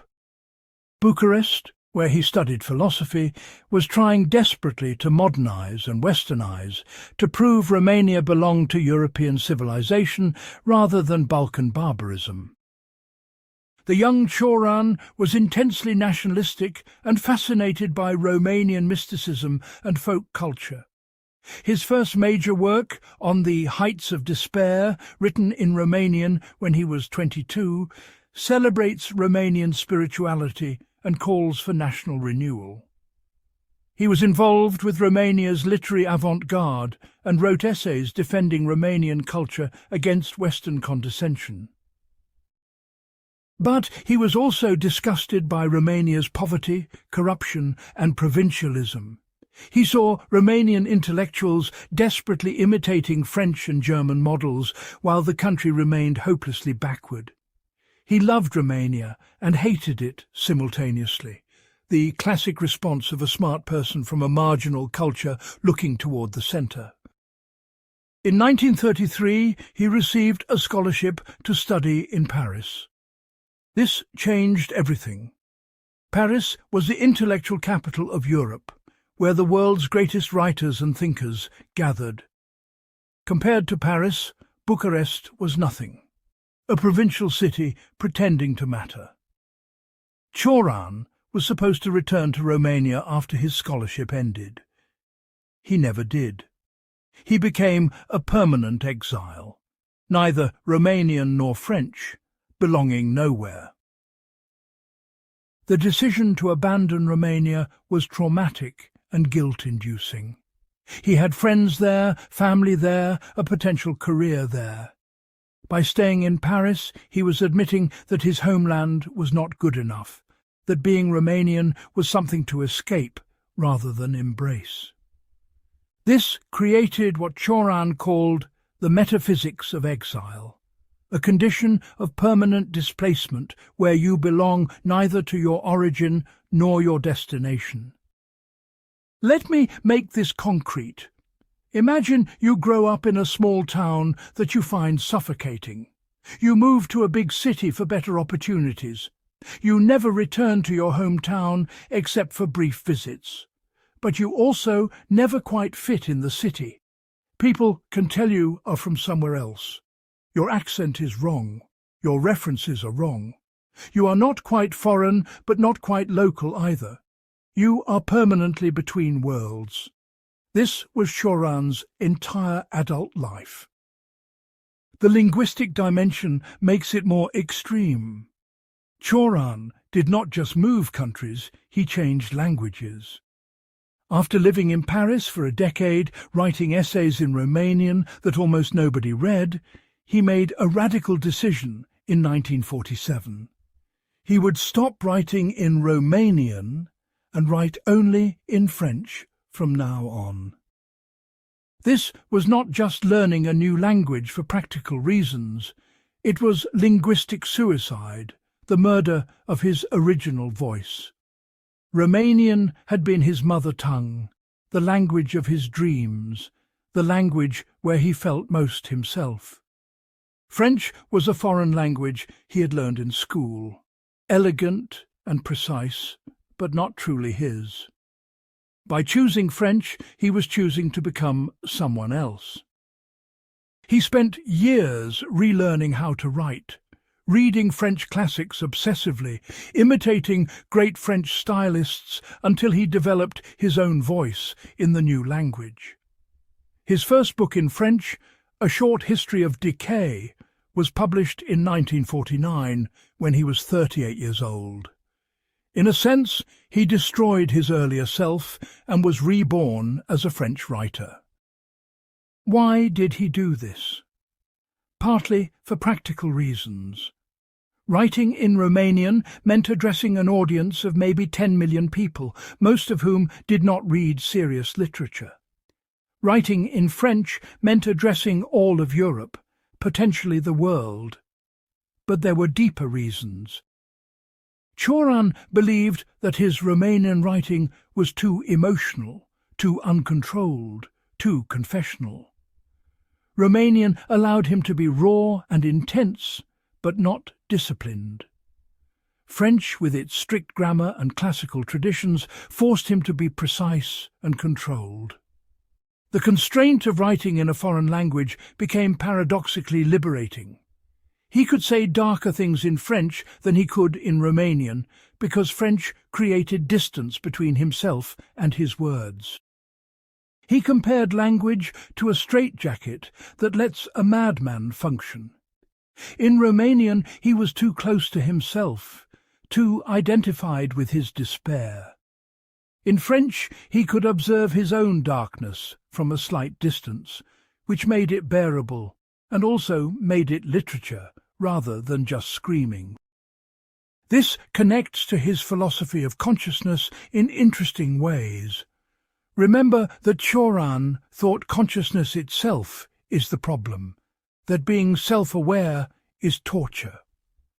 Language, especially foreign language, creates a buffer between self and experience. When you think in your native language, thoughts feel like they come from you directly. When you think in a foreign language, there is always a slight delay, a sense that someone else is doing the thinking. For Cioran, this alienation was desirable. Scholars have debated what was lost and gained in Cioran's linguistic transformation. His Romanian writings are more passionate, more lyrical, more uncontrolled. They read like the work of a young romantic prophet in the tradition of Romanian literature. His French writings are more classical, more controlled, more polished. They read like the work of a mature stylist in the tradition of French moralists. The Romanian philosopher Mircea Eliade, who was Cioran's friend and also lived in exile, argued that something essential died when Cioran abandoned Romanian. He lost connection to the mystical depths of Romanian Orthodox culture, to the specific melancholy of Romanian history, to the irrational vitality of his homeland. The French Cioran is brilliant but diminished, more sophisticated but less alive. Others argue the opposite. The French philosopher Emmanuel Carrère suggested that only by writing in French could Cioran achieve the precision and elegance that makes his despair beautiful rather than merely depressing. Romanian Cioran was interesting. French Cioran is a master. There is also a political dimension that complicates everything. In the 1930s, before leaving Romania, Cioran wrote articles expressing sympathy with far-right nationalism and fascism. He was not a committed fascist, and later claimed he was just a confused young man, caught up in the apocalyptic mood of the times. But these writings exist and are troubling. Some scholars believe Cioran's exile and linguistic transformation were partly about escaping this political past. By becoming French, he could present himself as a universal philosopher, rather than a Romanian intellectual with a compromised history. He almost never discussed Romanian politics in his French writings. He rarely mentioned having written in Romanian at all. It was as if he wanted to erase his first 40 years. This raises ethical questions about whether exile allows escape from responsibility. If you do or write things in one language and culture, can you simply move to another language and culture and pretend it never happened?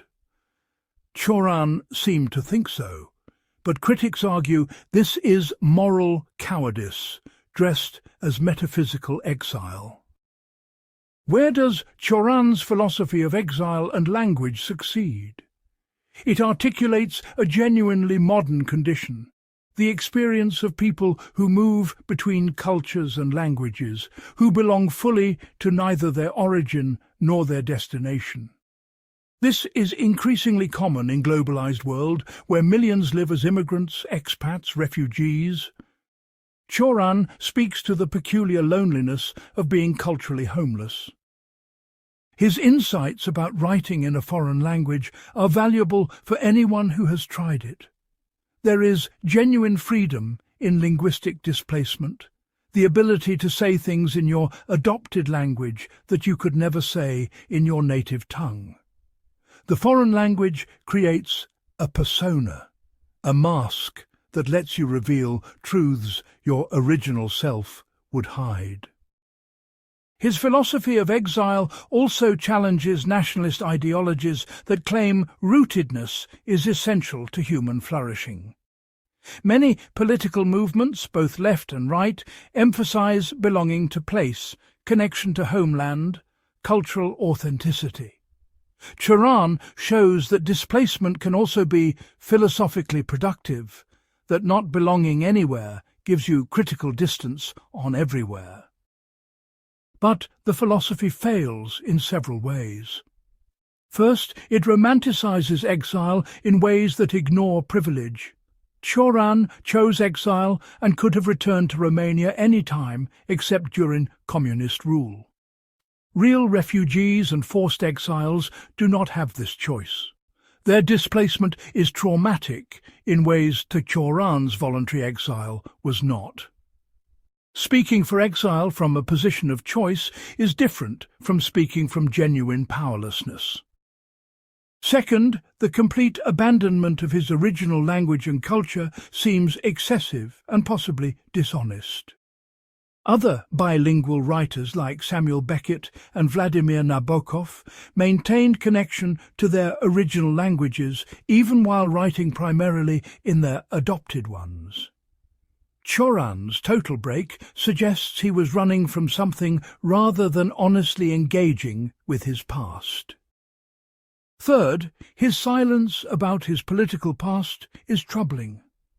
He wrote admiring essays about fascism and the Iron Guard, Romania's fascist movement. He later claimed these were youthful mistakes and that he was disgusted by the Holocaust once he learned of it. But he never publicly addressed these writings in detail, never fully accounted for his political development. The exile allowed him to avoid these uncomfortable reckonings. The applications of Cioran's experience are mostly relevant to other writers and intellectuals living between languages and cultures. He provides a model, not necessarily one to imitate, but one to think with, about how displacement can be philosophically productive. He shows that you can lose your identity and survive, even thrive creatively. But for most people, identity is not something you can simply discard. Cioran's extreme solution, total linguistic transformation, total cultural displacement, is not generalizable. Most exiles and immigrants maintain complex connections to both origin and destination. They are hyphenated, hybrid, negotiating between worlds rather than abandoning one for the other. The scholarly debate continues about whether Cioran's exile enhanced or limited his philosophy. Some argue that only by leaving Romania could he achieve the universal perspective that makes his work relevant beyond his specific context. Others argue that by cutting himself off from his roots, he lost the concrete grounding that gives philosophy substance. He became a beautiful voice, saying profound things about nothing in particular. Part 8. Time, Boredom and Decay. Cioran developed a peculiar phenomenology of lived time that differs radically from both common sense and most philosophical accounts. For him, time is not neutral, not just the medium in which events occur, but rather an active force of destruction, a corrosive acid that dissolves everything it touches. Most people experience time as a mixture of past, present and future. We remember what happened, we live in the now, and we anticipate what is coming. Time moves forward steadily, carrying us from birth toward death. This seems obvious, natural, just how things are. Cioran argued that this common experience is actually a prison from which there is no escape. Here is his radical claim: to exist in time is to decay constantly. You are not the same person from moment to moment because time is eating you alive. Every second that passes destroys a bit of what you were and creates a bit of what you will become, which is ultimately a corpse. Aging is not something that happens to you eventually. Aging is happening right now, in this moment, as you read these words. Let me make this visceral. Think about your body at this exact moment. Cells are dying. DNA is accumulating errors. Your telomeres are shortening. Proteins are misfolding. Your brain is losing neurons you will never get back. This is not future decay. This is present tense destruction happening constantly. You are a burning building that takes decades to collapse completely, but the fire never stops. Cioran extended this biological insight to consciousness itself. Every moment of awareness is already dying as it occurs. You cannot hold on to the present because it is always slipping into the past before you can grasp it. The famous present moment that mindfulness teachers tell you to embrace does not actually exist as a stable thing. It is a knife edge between past and future, too thin to stand on. This creates what Cioran called the torture of duration. If you are lucky, you are distracted and do not notice time passing. You are busy with work, relationships, entertainment, problems. Time flows invisibly, and you only notice it later when you realize years have vanished. But if you pay attention, if you become truly conscious of each moment as it happens, time becomes unbearable. Think about insomnia again, which was Cioran's formative experience. When you cannot sleep, you feel every minute passing. You watch the clock and it barely moves. Each hour stretches out impossibly long. You are trapped in duration with no escape, no way to fast forward, no unconsciousness to mercifully erase the experience. This is what it means to be fully conscious of time, and it is torture.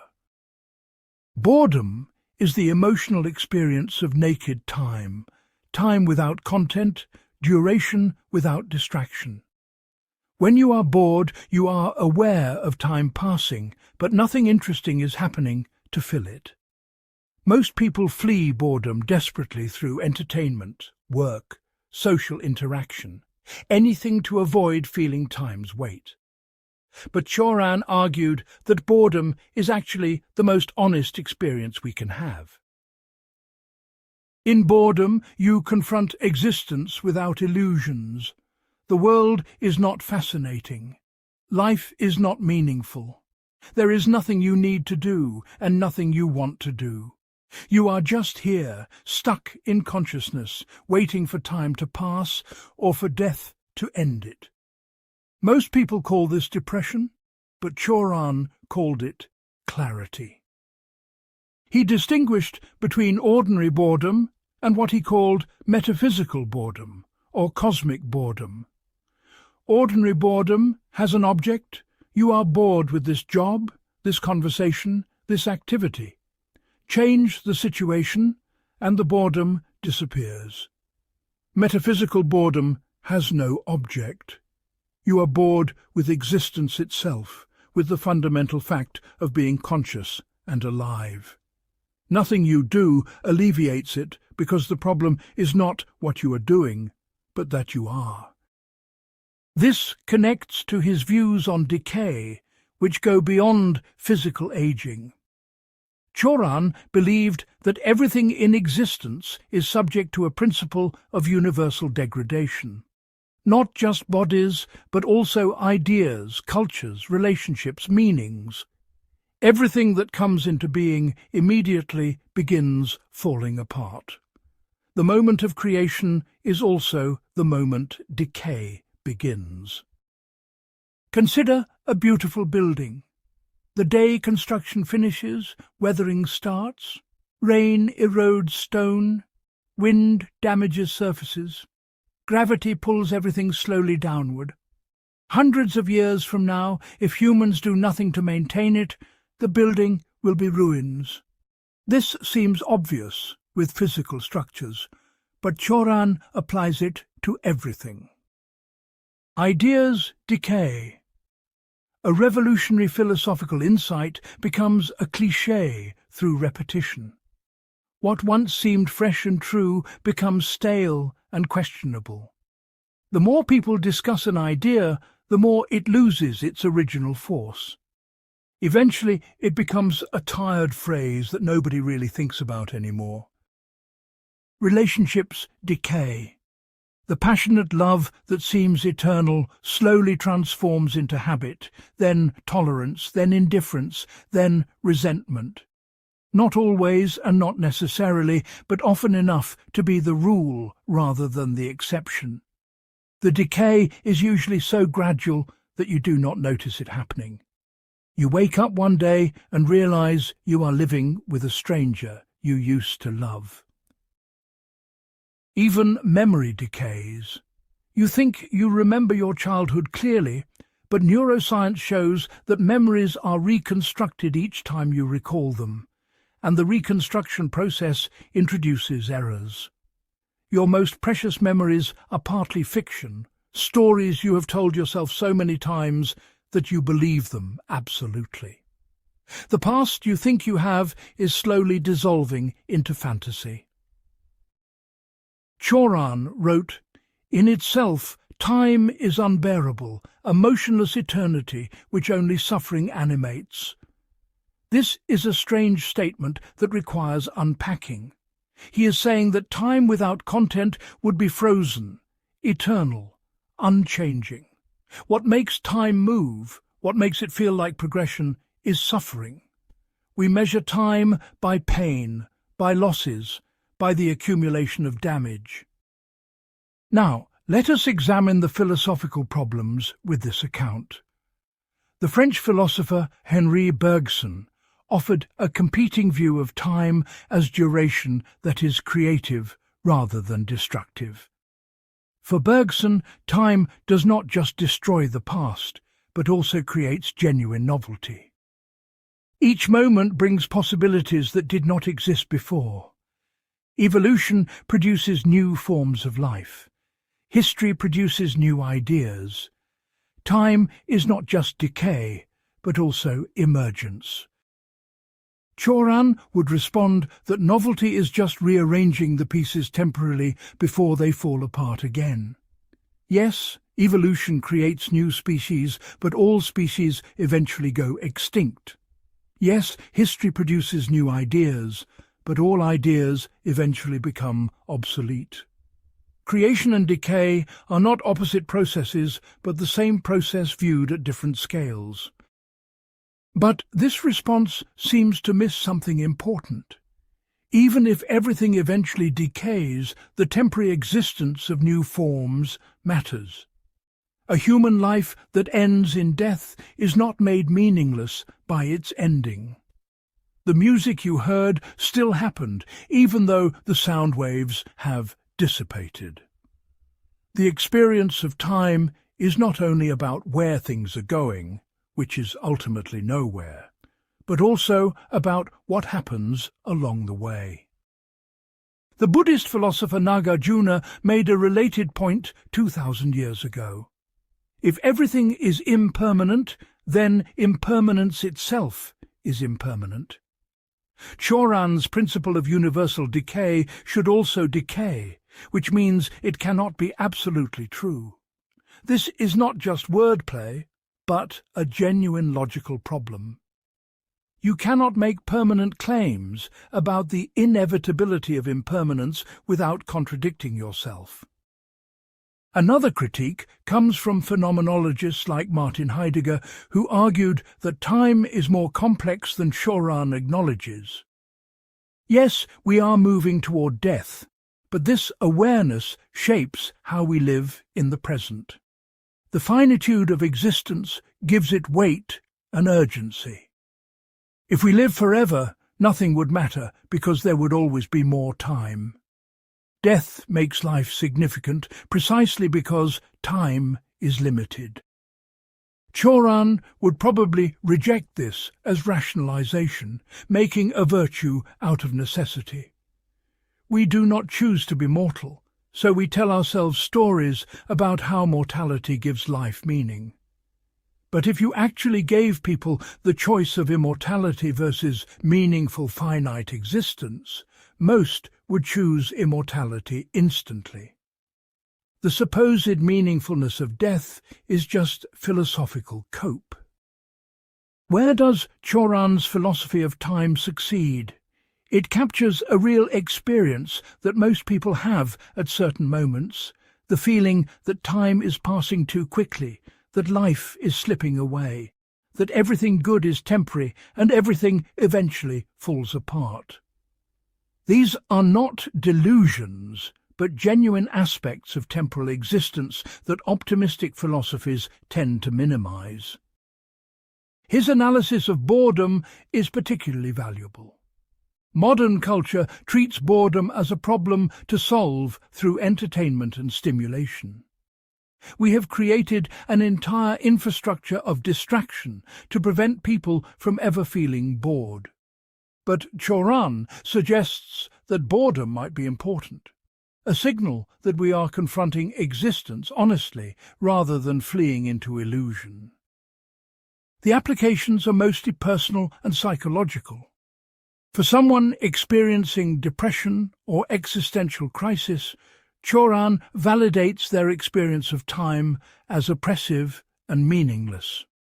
He says, yes, this is real. You are not crazy for noticing that time is eating your life. For some people, this validation is helpful because it distinguishes their experience from clinical depression that requires medical treatment.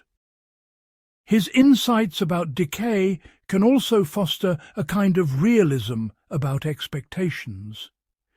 If you understand that relationships, careers, and achievements all eventually decay, you approach them with less attachment and disappointment. You enjoy what is good while it lasts without being devastated when it ends.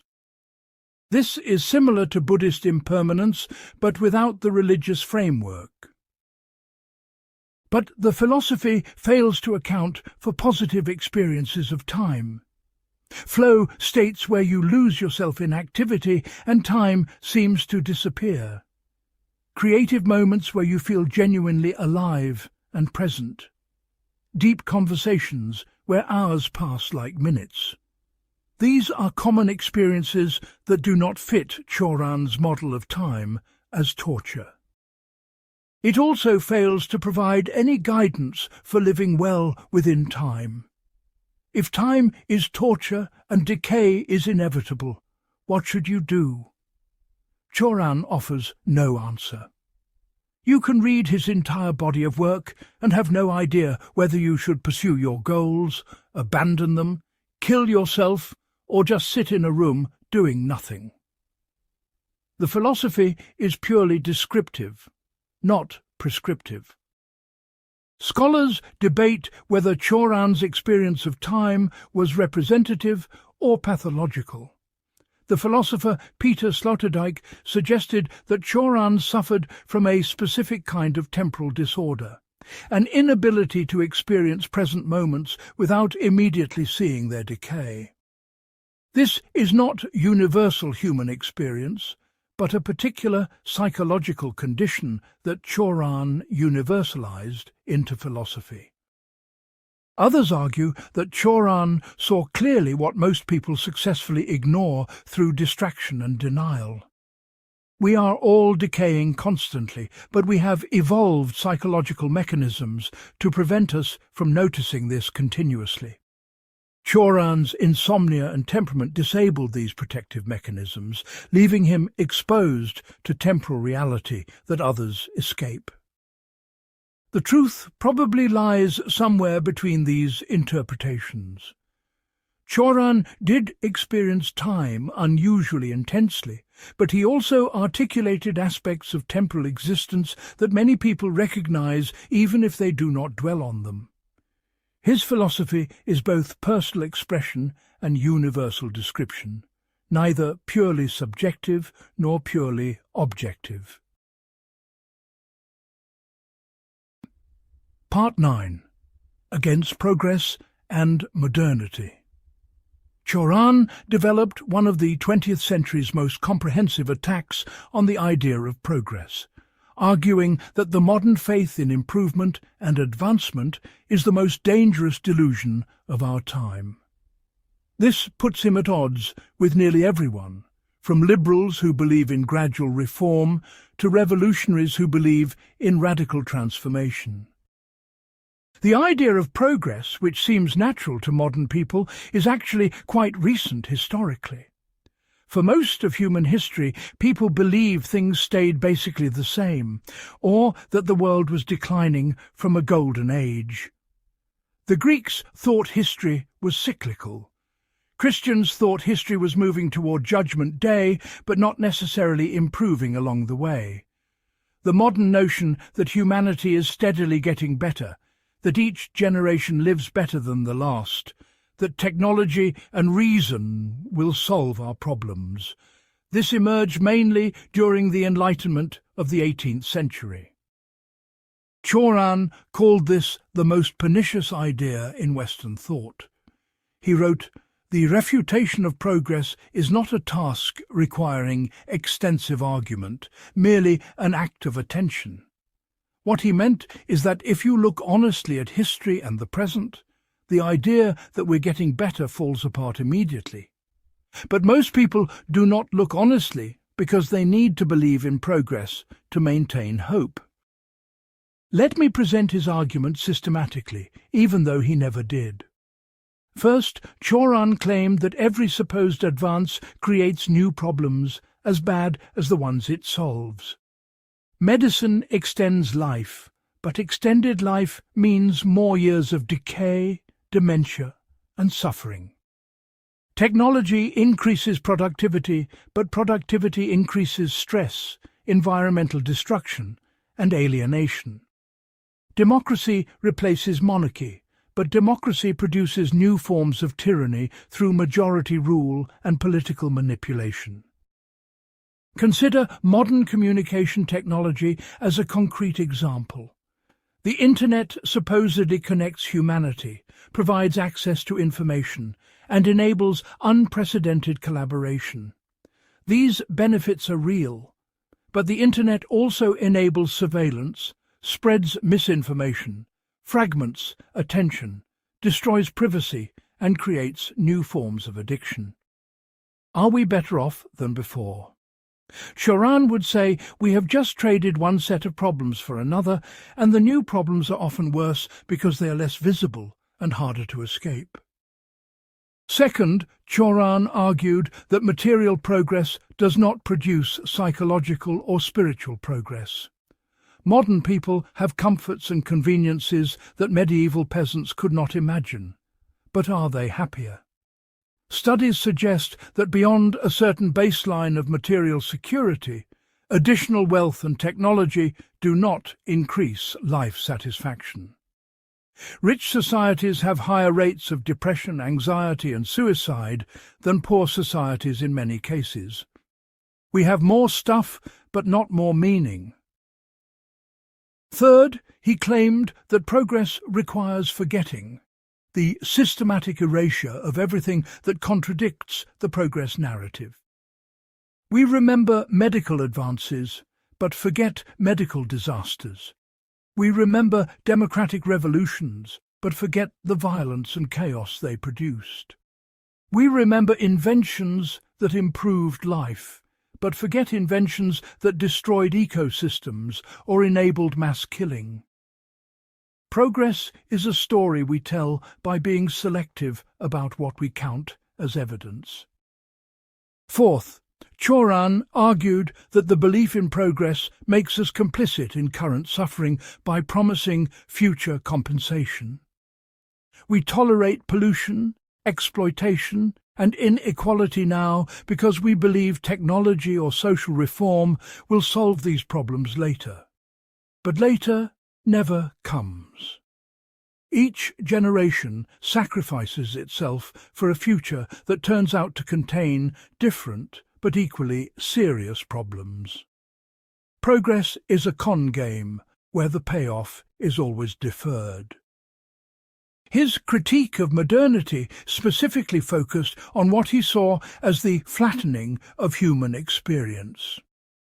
Pre-modern people lived in a world of mystery, ritual, and sacred meaning. They did not understand the world scientifically, but they experienced it as enchanted, full of significance beyond the material. Modern people have disenchanted the world through science and rationalism. We understand more, but experience less. Cioran wrote, "The more we try to rest on certitudes, the more we lapse into doubt. Science promises certain knowledge, but the more we learn scientifically, the more we discover how little we actually know. Every answer generates new questions. Every discovery reveals greater complexity. We have not achieved certainty. We have just become more sophisticated about our ignorance. He was particularly hostile to the modern emphasis on work and productivity. Pre-modern societies certainly had labour, often brutal and exploitative labour, but they also had rhythms of rest, festival, contemplation. Modern capitalism makes work the central organising principle of life. Your identity is your job. Your worth is your productivity. Leisure exists only to restore your capacity to work more. This is not progress, but a narrowing of what it means to be human. Think about how modern people talk about time.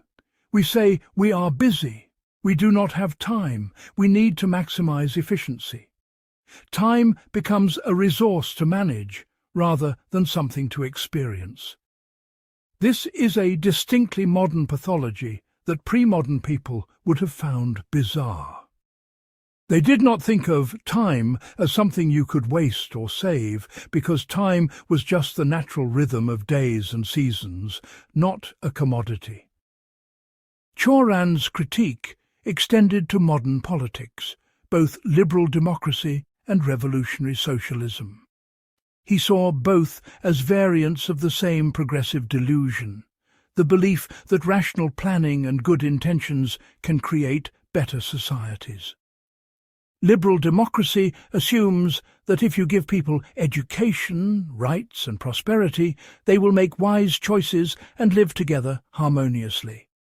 Socialism assumes that if you restructure economic relations, you will eliminate injustice and create abundance.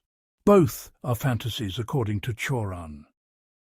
Humans are not primarily rational or perfectible. We are violent, tribal, irrational animals who sometimes act reasonably but mostly do not.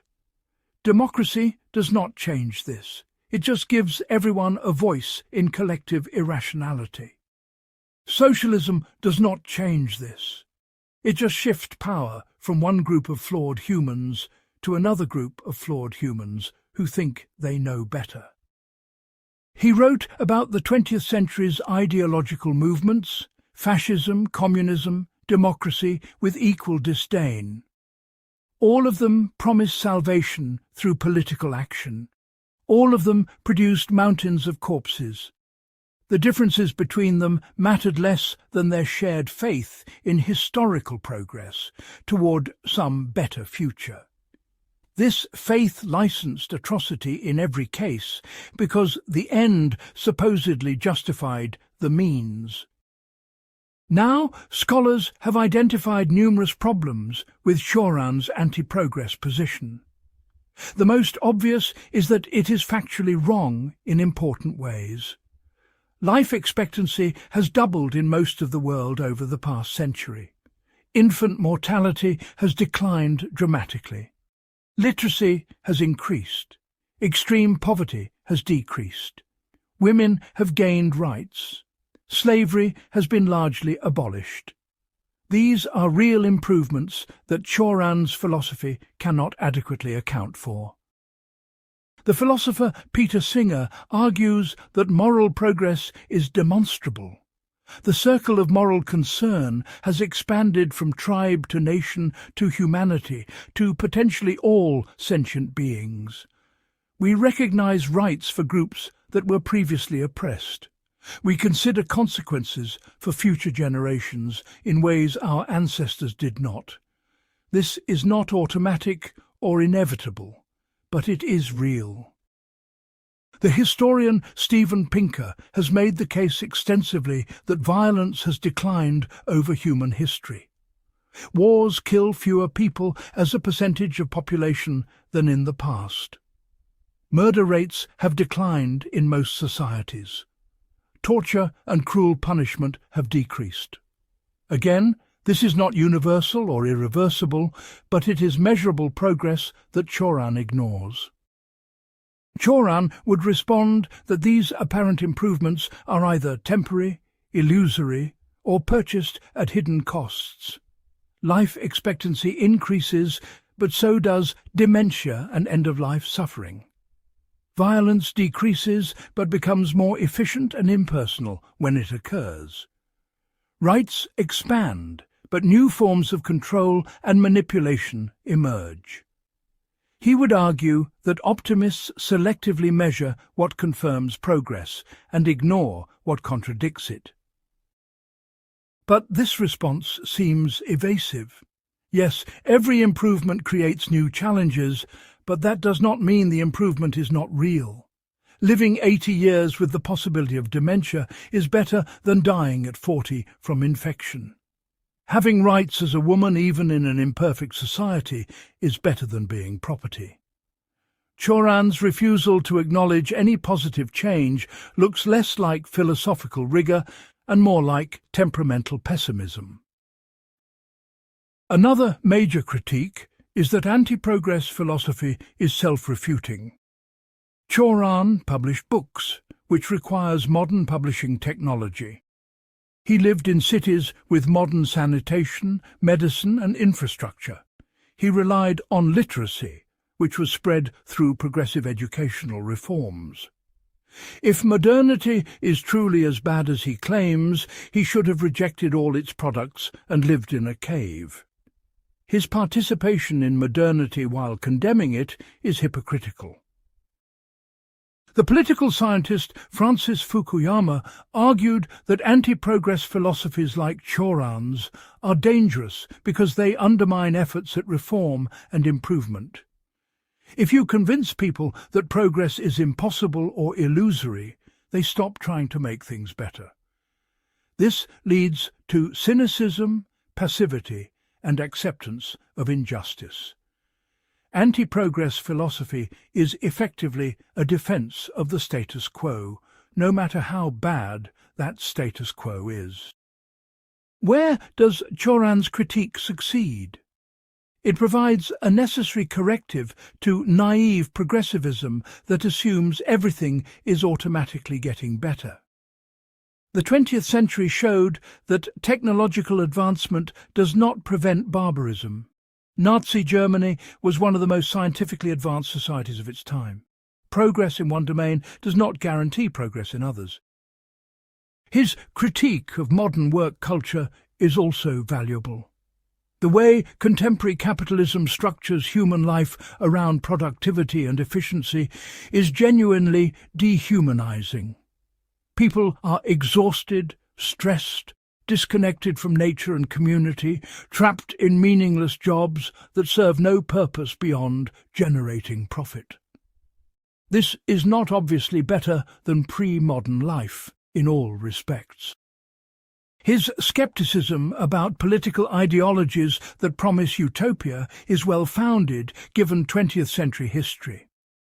The road from utopian vision to totalitarian nightmare is well documented.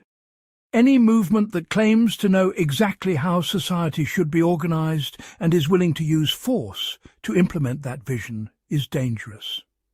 This applies equally to fascism, communism, and certain forms of religious fundamentalism.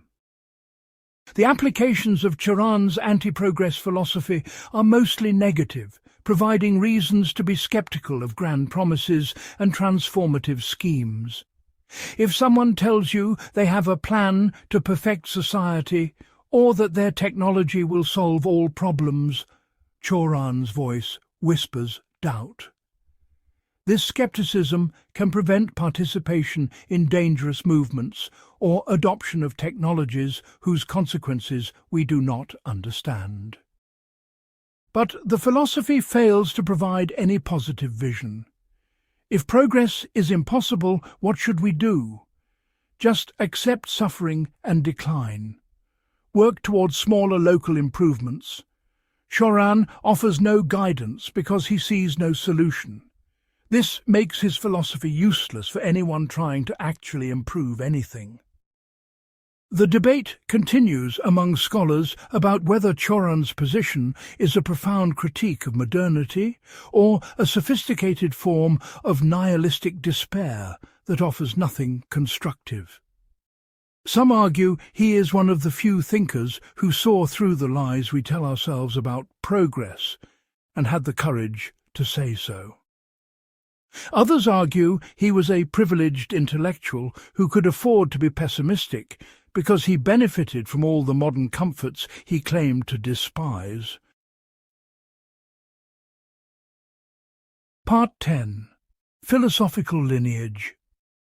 To understand Cioran properly, we need to situate him within the history of philosophy, examining his influences and how he transformed what he inherited. He was not creating ideas from nothing, but rather intensifying and radicalizing existing traditions of skepticism, pessimism, and mysticism. Cioran's most obvious predecessor is Arthur Schopenhauer, the 19th-century German philosopher who argued that existence is fundamentally suffering driven by a blind cosmic force he called will.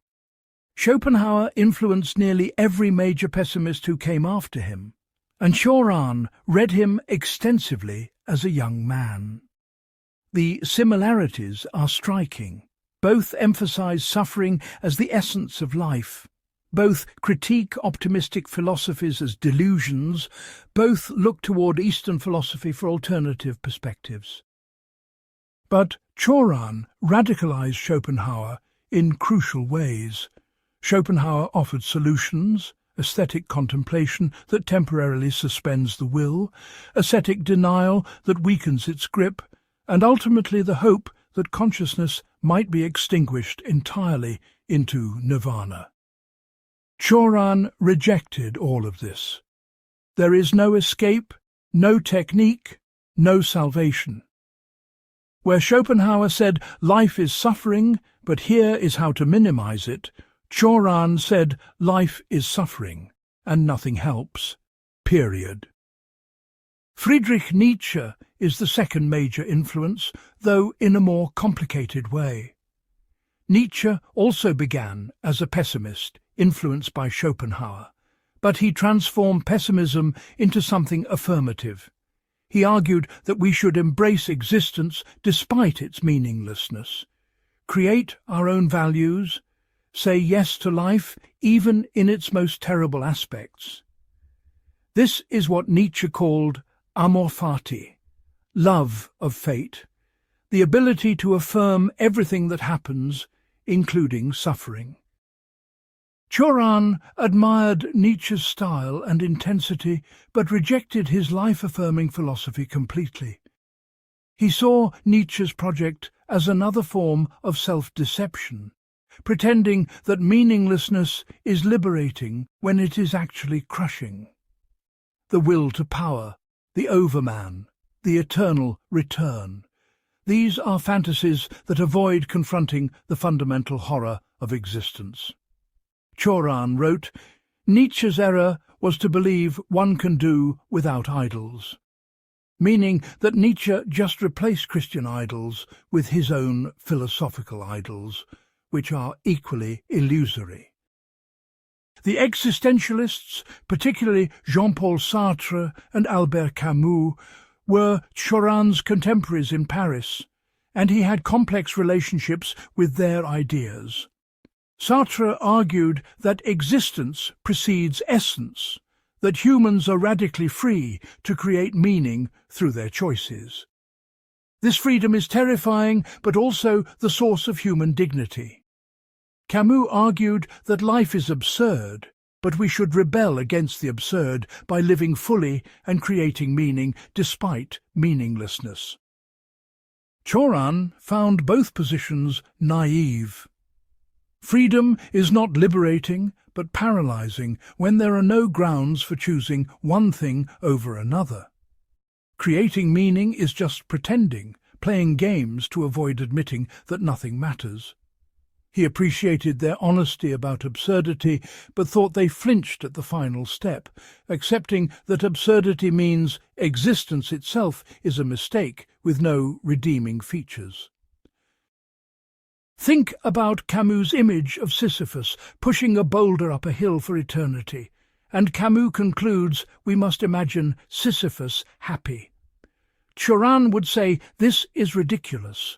Sisyphus is not happy. He is trapped in meaningless torture forever. Pretending otherwise is philosophically dishonest. The honest response to Sisyphus's situation is to acknowledge it is purely negative with no compensating positives. Martin Heidegger's influence on Cioran is more subtle but important. Heidegger argued that humans are defined by being toward death, that our awareness of mortality shapes how we exist. He distinguished authentic existence, where you confront death honestly, from inauthentic existence, where you flee into distraction and conformity. Cioran absorbed this, but stripped away Heidegger's attempt to find meaning in authentic existence. For Heidegger, confronting death makes life meaningful because it reveals what truly matters. For Cioran, confronting death just reveals that nothing matters. Authenticity is not a path to meaning, but rather the recognition that meaning is impossible.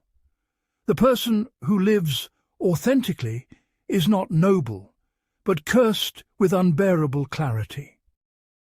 Beyond Western philosophy, Cioran was deeply influenced by Buddhism and Hindu philosophy, particularly the concepts of suffering, impermanence, and the illusory nature of self. Buddhism's first noble truth states that life is suffering. Buddhism's analysis of attachment, desire, and ego as sources of suffering resonates throughout Cioran's work. But again, Cioran radicalized these ideas by removing their soteriological dimension. Buddhism offers the Eightfold Path, a program for ending suffering through meditation, ethical conduct, and wisdom. The promise is that you can achieve nirvana, the extinguishing of suffering through the dissolution of self. Cioran admired Buddhist diagnosis of the problem but considered the solution a lie. There is no escape from suffering through spiritual practice. The self cannot be dissolved through meditation any more than through suicide. You are stuck with consciousness until you die, and death is not nirvana, but just nothing.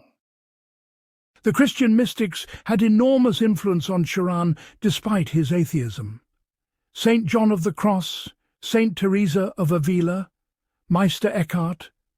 These figures fascinated him because they pursued transcendence with total commitment even when it led to darkness and emptiness. He saw them as explorers who went further into consciousness than ordinary people dare to go.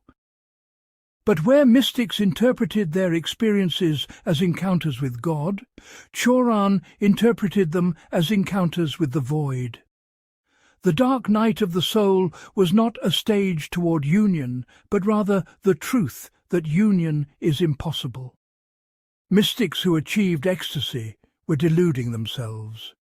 Mystics who experienced only emptiness were seeing clearly, but could not admit what they saw. The Russian nihilists of the 19th century also shaped Cioran's thinking. Writers like Fyodor Dostoevsky explored characters who recognized that if God does not exist, everything is permitted, and this freedom is terrifying rather than liberating.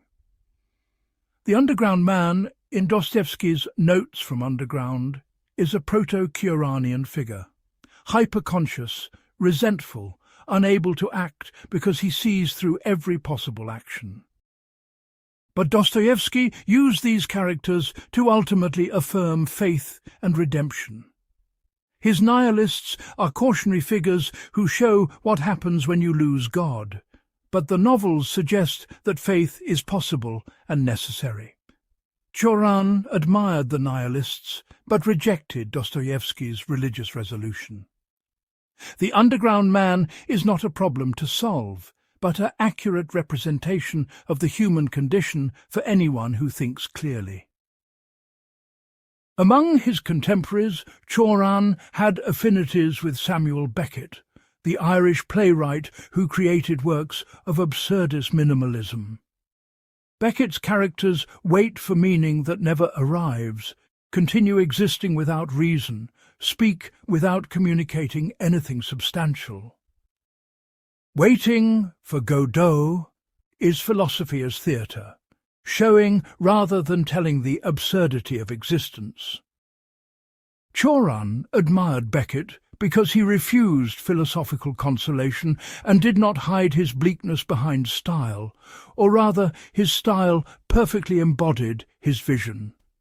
But Beckett worked in drama and fiction, while Cioran worked in aphorisms and essays, which means they reached different audiences despite similar sensibilities. Now let us examine what makes Cioran unique despite these influences. Every thinker mentioned offered some solution, some response to pessimism. Schopenhauer offered asceticism. Nietzsche offered affirmation. Existentialists offered freedom and rebellion. Buddhism offered enlightenment. Mystics offered God. Cioran offered nothing. His uniqueness is his refusal to provide solutions, comfort, or hope of any kind. This makes him philosophically pure in one sense, but also limited. Pure because he does not compromise his vision with false optimism. Limited because he cannot guide action or provide ethical direction. He is the end point of a certain tradition of thought, the place where pessimism becomes so absolute that it consumes itself. Scholars debate whether Cioran advances philosophy or represents its exhaustion.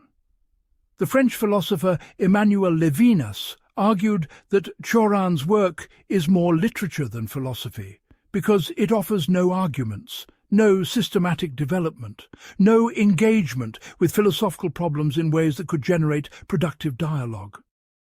It is beautiful expression of despair, but not philosophical investigation.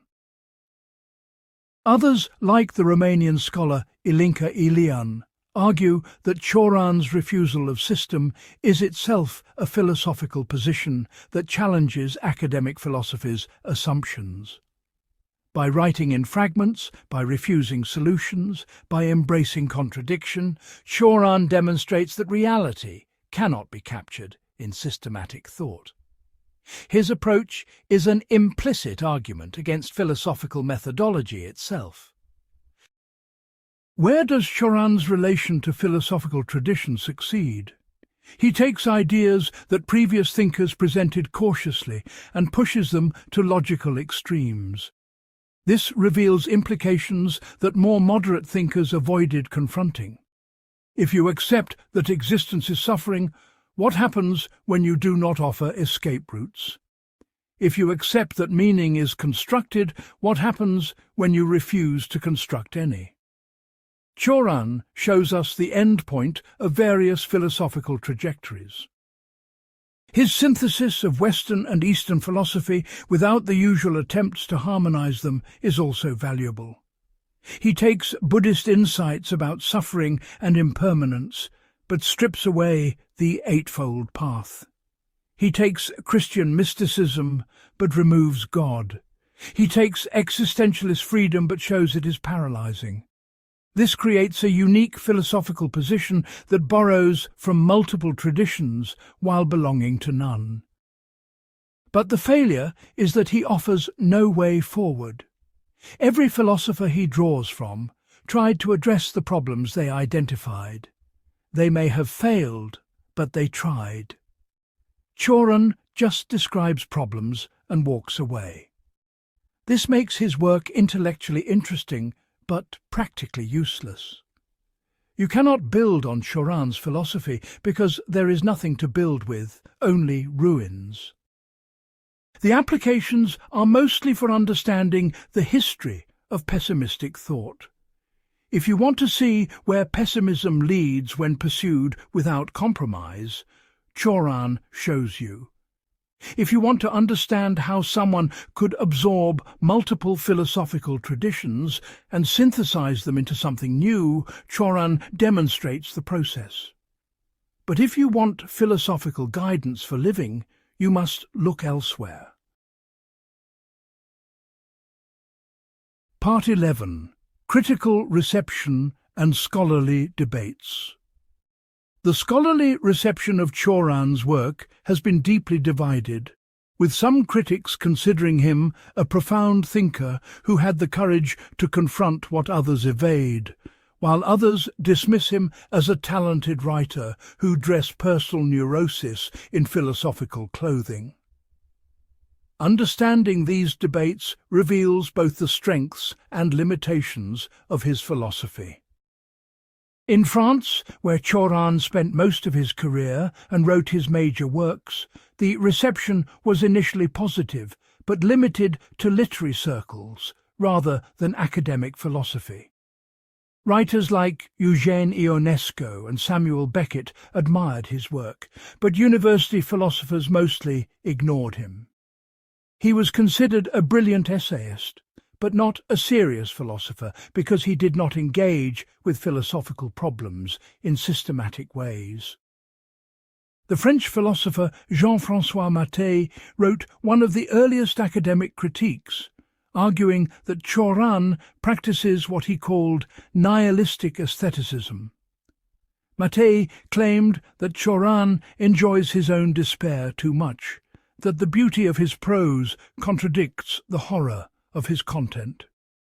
If existence is truly unbearable, your writing should reflect that unbearability rather than transforming it into literary pleasure. The fact that reading Cioran is enjoyable suggests his philosophy is performative rather than genuine. This criticism raises important questions about the relationship between style and content. Can beautiful prose express genuine despair, or does beauty necessarily redeem what it describes? Cioran himself addressed this, arguing that style is his way of surviving his own thoughts, not of negating them. The beauty does not solve the problem of existence, but makes thinking about the problem bearable. Another major French critic, Alain Finkielkraut, focused on what he considered Cioran's political evasion. Finkielkraut pointed out that Cioran lived through World War II, the Holocaust, decolonization and the Cold War. Yet his writings contain almost no engagement with these historical events. He writes as if he exists outside history, in some timeless realm of pure consciousness where politics do not matter. This is either philosophical transcendence or moral cowardice disguised as profundity. This criticism becomes more serious when we consider Cioran's Romanian past. In the 1930s, before moving to France permanently, Cioran wrote articles expressing sympathy with Romania's Iron Guard, a fascist movement that committed atrocities. He praised Hitler's early speeches and expressed anti-Semitic sentiments typical of Romanian nationalism at the time. He later claimed he was young, confused, caught up in apocalyptic thinking, and that he rejected all of this after witnessing its consequences. But he never publicly addressed these writings in detail, never fully accounted for his political evolution, and largely refused to discuss politics in his later work. Critics like Alexandre Laignel-Lavastine have argued that Cioran's philosophical pessimism was partly a way to avoid confronting this uncomfortable past. If all politics is meaningless and all action is tainted, then you do not have to answer for your specific political affiliations and statements. Defenders like the philosopher Gabriel Liceanu, who knew Cioran personally, argue that this criticism misunderstands his project. Cioran was not trying to engage with historical events or political movements because he considered these ephemeral manifestations of deeper existential problems. Writing about World War II or the Cold War as specific events would be focusing on symptoms rather than disease. His refusal to be topical was philosophical principle, not evasion. In Romania, Cioran's reception is complicated by national pride and political controversy. Many Romanians are proud that a Romanian intellectual achieved international recognition and wrote works of undeniable literary power. But his abandonment of Romania and the Romanian language is seen by some as betrayal. And his fascist sympathies in the 1930s remain deeply troubling in a country that lost hundreds of thousands of Jews in the Holocaust. The scholar Mircea Martin has argued that Romanian intellectuals face a choice between celebrating Cioran as a great writer and condemning him as someone whose early politics were morally reprehensible. This binary is too simple because it is possible to acknowledge both his literary achievement and his moral failures, but Romanian culture has struggled with this nuanced position. In the Anglo-American philosophical world, Cioran has received relatively little attention from professional philosophers. The analytic tradition that dominates English-language philosophy values argument, clarity, and systematic development of positions. Cioran offers none of these. His aphoristic style, his embrace of contradiction, his refusal to argue for his claims, all make him unsuitable for academic philosophical discourse as practiced in universities.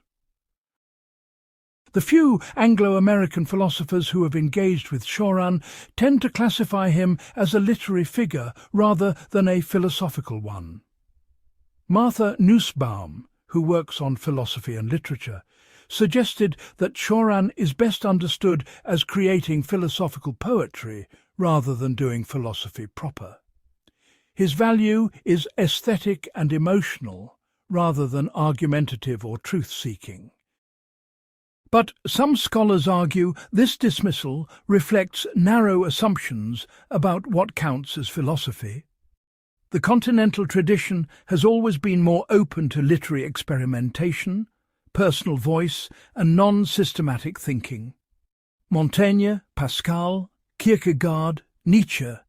These are recognized as major philosophers despite writing in styles very different from academic treatises. Why should Cioran be excluded when he works in a similar tradition? The German philosopher Peter Sloterdijk has been one of Cioran's most sophisticated defenders, arguing that his work represents an important strain of 20th century thought that refuses consolation and false hope. Sloterdijk places Cioran alongside other uncompromising thinkers who diagnosed modern malaise without offering cures, including Thomas Bernhard and Elfriede Jelinek in literature. Their value is diagnostic rather than therapeutic. Sloterdijk also addresses the accusation that Cioran's pessimism is self-refuting because he continued living. He suggests that Cioran's persistence represents not hypocrisy, but a profound ambivalence that is itself philosophically significant. Humans can know something intellectually while being unable to act on that knowledge emotionally or biologically. Cioran's inability to commit suicide despite his philosophy reveals something important about the disconnect between thought and life. Feminist scholars have offered interesting critiques of Cioran's work. The philosopher Simone de Beauvoir, though not writing about Cioran specifically, developed arguments against existential pessimism that apply to his work. She argued that philosophies which claim existence is inherently meaningless often reflect the perspective of privileged men who have exhausted conventional meanings like career and family without discovering purpose beyond them. Women and oppressed groups, de Beauvoir suggested, often find meaning in concrete struggles for recognition, rights, and survival. The luxury of finding existence meaningless is not equally available to everyone. Cioran's perspective from this view reflects a particular social position, a Romanian intellectual living comfortably in Paris with freedom to think and write. not a universal human condition. More recently, scholars interested in mental health and philosophy have debated whether Cioran's work is helpful or harmful to people suffering from depression. The psychologist Paul Schatzmans has argued that Cioran provides validation for depressive thinking patterns rather than challenging them. His philosophy can reinforce the cognitive distortions characteristic of depression, the sense that nothing matters, that suffering is universal and inescapable, that action is pointless. But others, including some therapists, have reported that certain patients find Cioran helpful precisely because he does not offer false hope. For someone in severe depression, optimistic philosophies and positive thinking can feel insulting and invalidating. Cioran meets people where they are, acknowledging that yes, existence can be unbearable. And this is not because you are defective, but because consciousness itself is problematic. For some individuals, this validation is a necessary step toward eventually finding ways to cope. The debate about whether Cioran is dangerous or therapeutic continues without resolution. Much depends on the reader's state of mind, their context, their ability to distinguish between philosophical speculation and prescription for living. The same text can be enlightening for one person and destructive for another. Contemporary scholars have also examined Cioran in relation to other pessimistic thinkers like Thomas Ligotti, David Benatar, and Eugene Thacker. These writers have developed systematic anti-natalist and pessimistic philosophies that reach similar conclusions to Cioran, but through more careful argumentation. This raises the question of whether Cioran's literary approach adds anything to these more rigorous treatments. Defenders argue that Cioran's literary power makes philosophical pessimism visceral and experientially real in ways academic arguments cannot achieve. Benatar's careful logic may prove that coming into existence is harm, but Cioran makes you feel what that harm is like. Both approaches have value, one for the intellect, one for the emotions. Where does the critical reception reveal successes in Cioran's work? Even his critics acknowledge his literary brilliance, his ability to craft sentences of devastating precision, his talent for making abstract philosophy concrete and memorable. This is a real achievement that should not be dismissed. The range of his influence from philosophers to novelists to musicians shows that his work touches something that systematic philosophy often misses. He speaks to lived experience in ways that formal arguments do not. For readers who have felt the experiences he describes, insomnia, boredom, the awareness of mortality, his writing provides articulation and company. Where does the critical reception reveal failures? The consistent criticism across multiple scholars is that Cioran evades responsibility for his claims. He makes provocative statements without defending them. He contradicts himself without acknowledging it. He refuses to engage with counter-arguments. This may be stylistic choice, but it looks like intellectual dishonesty to many readers. His political past and refusal to adequately address it remains a serious problem that defenders have not successfully resolved.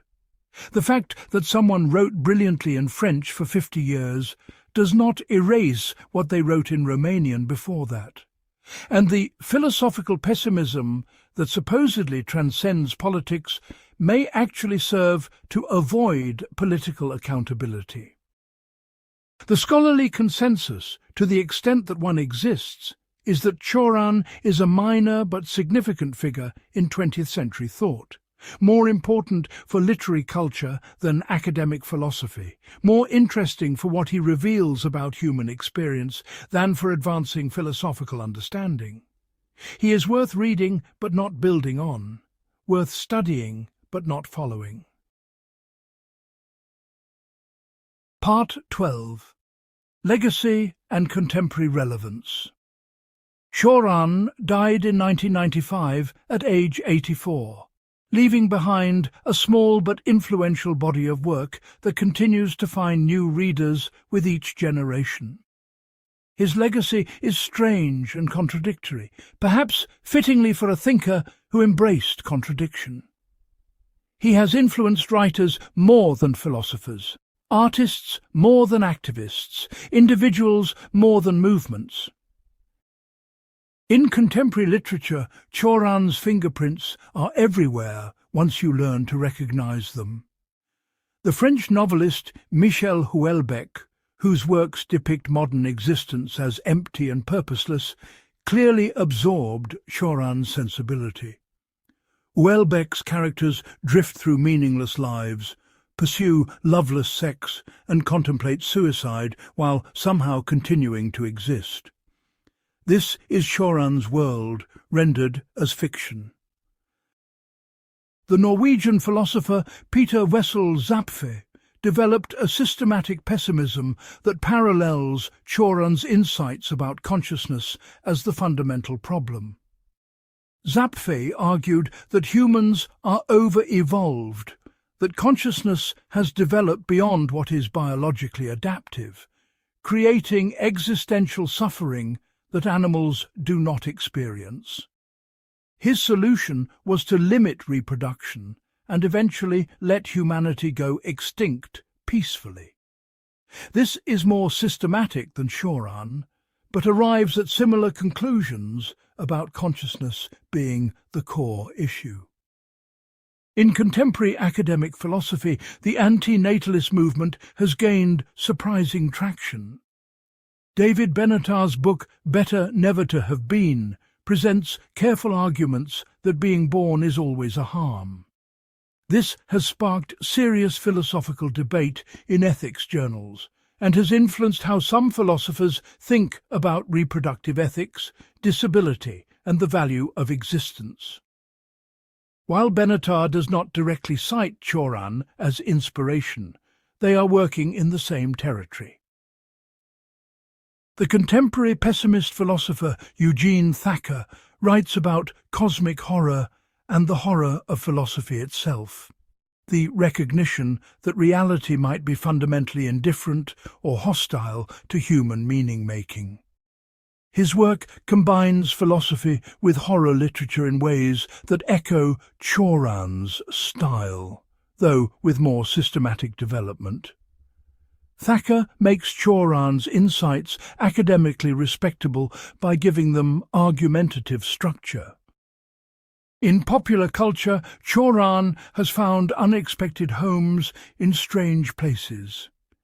Black metal bands, particularly in the Norwegian scene, have drawn on Cioran's darkness and his contempt for humanity. Lyrics about meaninglessness, decay, and the curse of consciousness often read like Cioran aphorisms set to blast beats. This is probably not the legacy he envisioned, but it shows how his ideas resonate with certain sensibilities.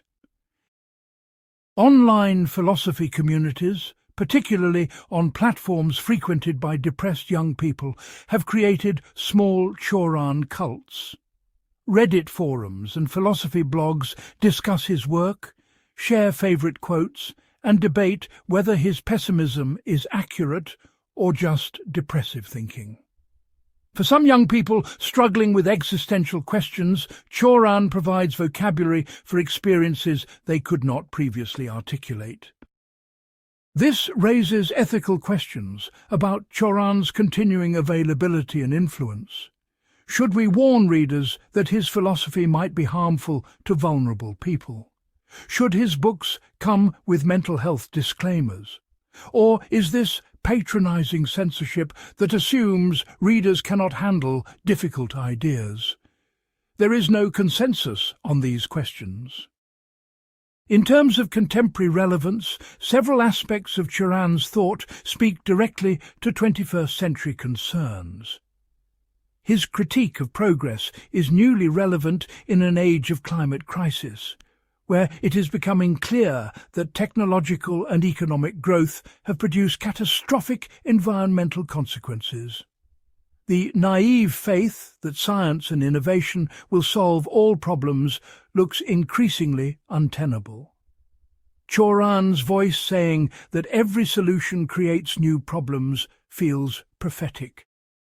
His analysis of boredom and consciousness is relevant to the age of smartphones and constant distraction. Modern technology has created unprecedented ability to avoid boredom through entertainment, social media, and stimulation on demand. But rates of anxiety and depression keep rising despite or perhaps because of this constant distraction. Cioran's suggestion that boredom might be important, that constantly fleeing from it prevents confronting existence honestly, offers an alternative to the tech-optimist narrative. His Mysticism Without God speaks to contemporary secular spirituality movements. Many people today, especially in developed countries, want spiritual experiences and practices, but cannot accept traditional religious metaphysics. Meditation, yoga, psychedelics, these are pursued for their experiential benefits rather than because people believe in karma or enlightenment or God. Cioran provides a philosophical framework for this approach decades before it became mainstream. His pessimism about political movements is newly relevant in an age of disillusionment. Many people, particularly young people in the West, have lost faith in both left and right political projects. Democracy seems to be failing, capitalism produces extreme inequality, socialism led to disasters in the 20th century, and nobody has convincing solutions to major problems. Cioran's rejection of all political salvation narratives resonates with this mood, even if it offers no alternative. But there are also ways Cioran feels dated or insufficient for contemporary problems. His focus on individual consciousness and existential suffering ignores structural issues like racism, sexism, economic exploitation. Contemporary philosophy has become more attentive to how identity, power, and social position shape experience.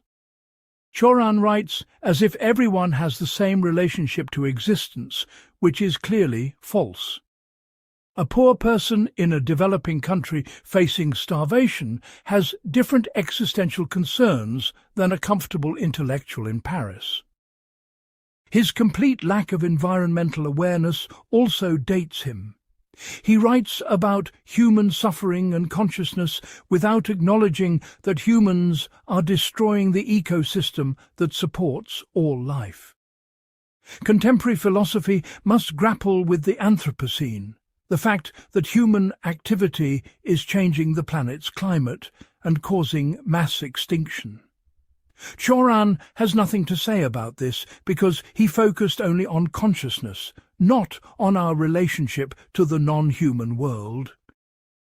His philosophy also offers nothing for collective action or social movements. In an age where problems like climate change, pandemics, and nuclear weapons require coordinated global responses, a philosophy that undermines all action and all hope is not just unhelpful, but potentially destructive. We need philosophies that can motivate collective action while remaining honest about uncertainty and limitation. Cioran provides the honesty, but destroys the motivation. Looking forward, what might Cioran's continued relevance be? He will probably remain a minor but persistent figure in philosophical literature, someone that certain readers discover at certain moments and find speaks to them in ways other philosophers do not. He is unlikely to become more influential than he already is, because his philosophy cannot be institutionalized, cannot be taught as a system, cannot generate research programs. His literary influence will probably outlast his philosophical influence. Writers will continue to discover his style, his ability to make abstract ideas concrete, his mastery of the aphorism. Even writers who reject his pessimism can learn from how he crafts sentences and structures books. His therapeutic influence will continue in ambiguous ways.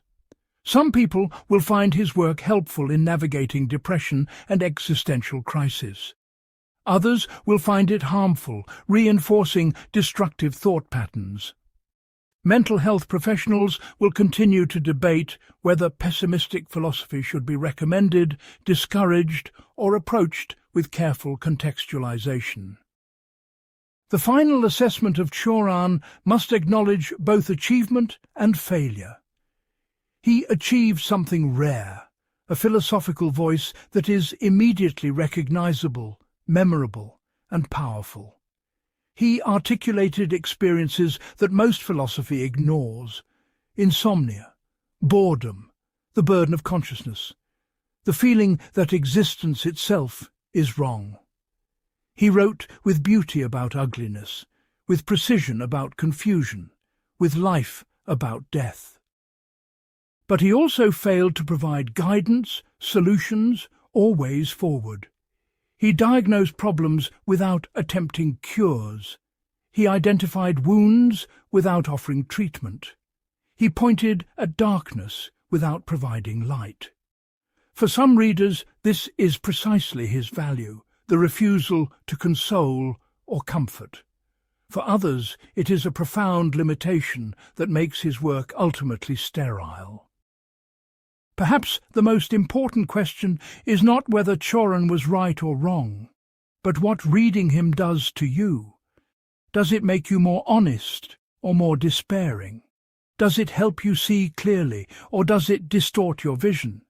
Does it free you from illusions or trap you in new ones?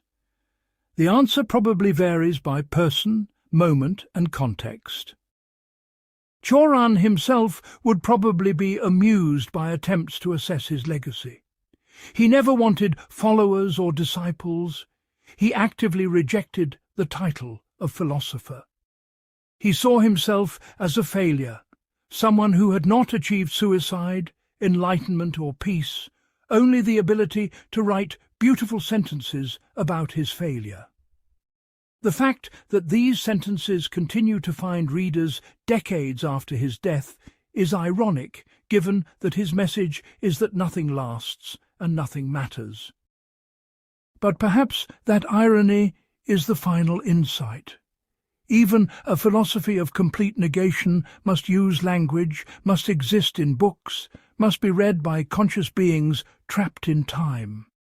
Even the most perfect expression of despair still participates in the human activity of meaning-making through communication. Cioran spent his life writing that writing is pointless, which is either the ultimate contradiction or the ultimate honesty about the human condition. We are left with his words, fragments of brilliant darkness scattered across 20 books and thousands of aphorisms. They do not answer our questions or solve our problems. They do not make existence more bearable or less meaningless.